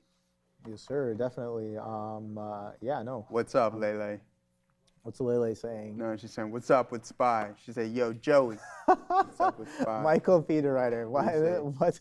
This is so random. I don't know. He made a joke. Man, that's crazy. That's pretty. It's pretty wild. Pretty wild. It's so random. You never know. I thought you said you weren't drinking, Mike. Yeah, apparently someone might be. I mean, are you sure you're not on a beach somewhere, you know? No, he's in the banks, man. He's in the banks? Outer Banks. Outer Banks? Yeah. What do you, like, he's at a bank? No, the Outer Banks, like the Carolinas. Oh, okay. Yeah. I'm not too familiar with he's on his boat now. There, but yeah, there you go. He's laughing. Oh, boy, indeed. Yeah, Outer Banks of, let's see. I am now. He's on his boat. Okay, nice. Yeah, he's water people, Probably man. get a boat. You know the meme? I should probably buy a boat. It's the cat reading the paper. No. And it's just like the statement is, I should probably buy a boat. You ever, you know that old Kodak Black meme? Let me drive the boat. Let me drive the boat? Yeah, that's what he said. No, I don't. Like, let me drive the boat. No, I don't think I've seen that. MRNA I gotta check volume that one out. diminishing. Yeah. Yes, it is. Yeah. No, that's. I'm thinking of banks. Me too, man. Thinking of banks? Jesse, you in the chat. Gorev, we flipped on this one. We're not going to give too much back here on this MRNA trade if it doesn't want to work out. Lele, yo, what's up, yo? I have SPY option 766 expired today. Am I stuck? Well, not really. Premium paid. 766. I think this was a level that we were actually discussing today, to be honest with you, Lele, on SPY 766. At this point, I mean, there's still a couple hours left. Anything can happen. I wouldn't say that you're stuck, but what is the probability and what is the option chain telling you from a probability standpoint that the chance of you running into that level? How do we tell the probability? You just look at your Greek. So what it's saying right now is that there's an 88% chance that it's going to expire out of the money, a 22% chance that it's going to expire, or 78, sorry, I should say. Yeah, 77 now, 77% chance that this contract is going to expire out of the money, 23% chance that it's going to expire in the money. So as time passes on, slightly dwindling. Yeah, let's send it over to Adara. Let's go MRNA. Let's see if we can get some form of continuation. We're holding up that prior support level. Better entry on this attempt. Now we're going to need a move into 160 for this trade to work out for us. Adara. Guys, as you guys can see, SLB had a little bit of a spike, to put it mildly, over the last couple of minutes. Seeing reports from Reuters that SLB, so Schlumberger here, has gained access to Venezuela's oil field data under a new PDVSA contract. Again, this is a Reuters report, so it's not yet confirmed. But basically, SLB will reportedly be part of helping rebuild and digitize the reservoir and production databases for Venezuela, including data lost in a cyber attack. They'll be using cloud systems and AI for that task. Back to you. Thank you, man. This video, I'm going to see if That's crazy. On something on SLB, something like that. Like, look at that wick, man. That is some That is some craziness. That is some craziness. see if Someone's I just can- coming into that order book and just just taking out everything there. Obviously, if I go on a shorter time frame, I think a lot of this volume probably done within a few seconds. Just a quick reaction to the headlines there, but yeah, absolutely wild. Imagine sitting in a position on a $50 stock, which has a pretty tight spread, and suddenly it goes 53.16s to 54.88s. And then slams right back down to 53.40s. That's absolutely wild. Definitely, I would definitely want to be wearing brown pants that day if I'm stuck in something like that. That is when I see something like that, absolutely crazy. Yeah, that was a crazy. Yeah. So. Dolly Parton died? What happened? Oh no, Dolly Parton died. Says R.I.P. R.I.P. Dolly. All right. So yeah, what do you got going on here? I'm still waiting for this. Watching this Moderna. Moderna. Yeah, I'm still sitting in the same thing. TSLA. Some people are. I'm trying to show everyone a video, to be honest with you, but I'm never on the Wi-Fi here, so I got to get on that because everything just takes so long to upload. I'll see if I can pull it up here momentarily for you guys. But I'm like, how the heck do you even say no? How do you say no? Where can we go here? How do you say no to that guy, man? Yeah. Okay, it's breaking down here, Obi. We're gonna get out of this MRNA trade. No continuation thus far. Not happening. Am I going to somebody here? No, I don't think so. Oh, okay, all right. Yeah, sorry, I was just all caught up in this. Let's go, man. This is getting pretty tight because this wedge was forming here. Obi, we might have to hop out momentarily on this name specifically. If it doesn't break through this resistance zone, then I'm going to be looking at this as that might be the potential top here today. No 160 coming into play via MRNA as we get back a nice little chunk on those two attempts. But yeah, there it goes. Look at the tape go here. Oof. Holy schmoly. All right, let's get out of Dodge on this one. Thesis invalid. See you later. We take a couple of losses on that, but other than that, the time is at 1:58. We'll do a quick trade review. We'll walk away. I wouldn't say unscathed. You give some back, but we're still green on the day. Nothing to write home about. The Nasdaq was definitely our best performer on the intraday session. Just scalp city on this bad boy, which worked really well for us, especially out of that early opening drive. Bang, bang, bang, bang, bang, bang, bang, bang, bang. Over there on the TQs. And then only 3 names today. We just went red on MRNA. Otherwise, we were slightly red on it. IBIT going to be our second best performer today via the short. The longs didn't do us too much favors. Here's a long here. Break up into 45. Pushes it down. We talked about that call wall at 45. Bang. And then sure enough, we go long again at the support level. And the volume weighted average price wasn't supporting it. We get out. We flip. Flip game strong out. And then sure enough, bang. Off to the races it goes now. So we were able to recover from that not too long ago, and then now also MRNA. The only blemish on today's session as 157.66 looks like it wants to break down there. Boom. Yeah, no, I had definitely a few names today. I talked about my DKS, did not really work out. Spent most of my risk on that. A little bit of a pull into Palantir. Watching this Moderna here. Let's see if we can hold some of these prior support levels and continue to make higher highs, higher lows there. But yeah, no, it's been a pretty solid day. We'll see you guys tomorrow. Before we send it off to the big desk, we're going to go still to... got 30 seconds. No. Oh, apparently we still have about 30 seconds left. Whoa. By the time it gets it doesn't even matter. Yeah, plus, Adara's got some breaking news, guys. Let's hear it. No, hold on. Let me finish here because... Right. Whoa. I'm going to let you finish. Yeah, let me finish because I heard Sean... It was like 2 minutes before 11. He's like, all right, as we wrap things up here, I'm like, whoa, today. So now when we're at 30, we're wrapping it up, brother. We're wrapping it up. 30 seconds. Now it's done. We can just send it over. We're going to go to Adara, and then we're going to go and see what the gentlemen to the right of us are doing, man. Fantastic stuff and good times always. GVO, good vibes only. Hope everyone had a fantastic Tuesday. Thank you, Finch Jane. We lost a national treasure today, 7 days. And listen, R.I.P. Dolly. R.I.P. I'm not going to get into it too much, but Obi. Yeah, good show. Nice day. Easy, Dragos.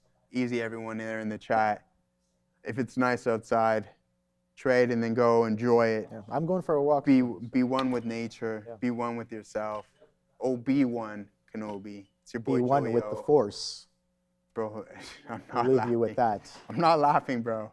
Easy, everyone. These are the traders you're looking for. There we go. See you later. Take it easy, guys. Yeah, we're working 9 to 5 to bring you guys news, including on Meta right now here. META is going to be in focus. Now, this is an interesting one, and I want to take a minute to break it down for you guys. So we know they have that trial going on right now.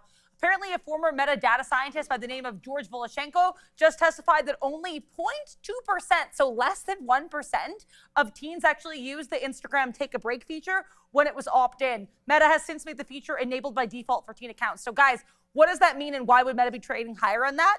That implies that when teens have the option to actually, use this feature for their mental health, they don't want to use it. So you're making the case that Meta is intentionally being bad to teens for mental health. I think this testimony kind of puts a bit of a wrench in that case. I would say it's a good look for Meta. So we'll have to wait and see how that's interpreted by the jury, but either way, I think this is an important thing to note. We're going to send you back over to Neil and Sean. These are the traders you're looking for, as Obi said. No, I didn't. Yo. Welcome back, everybody.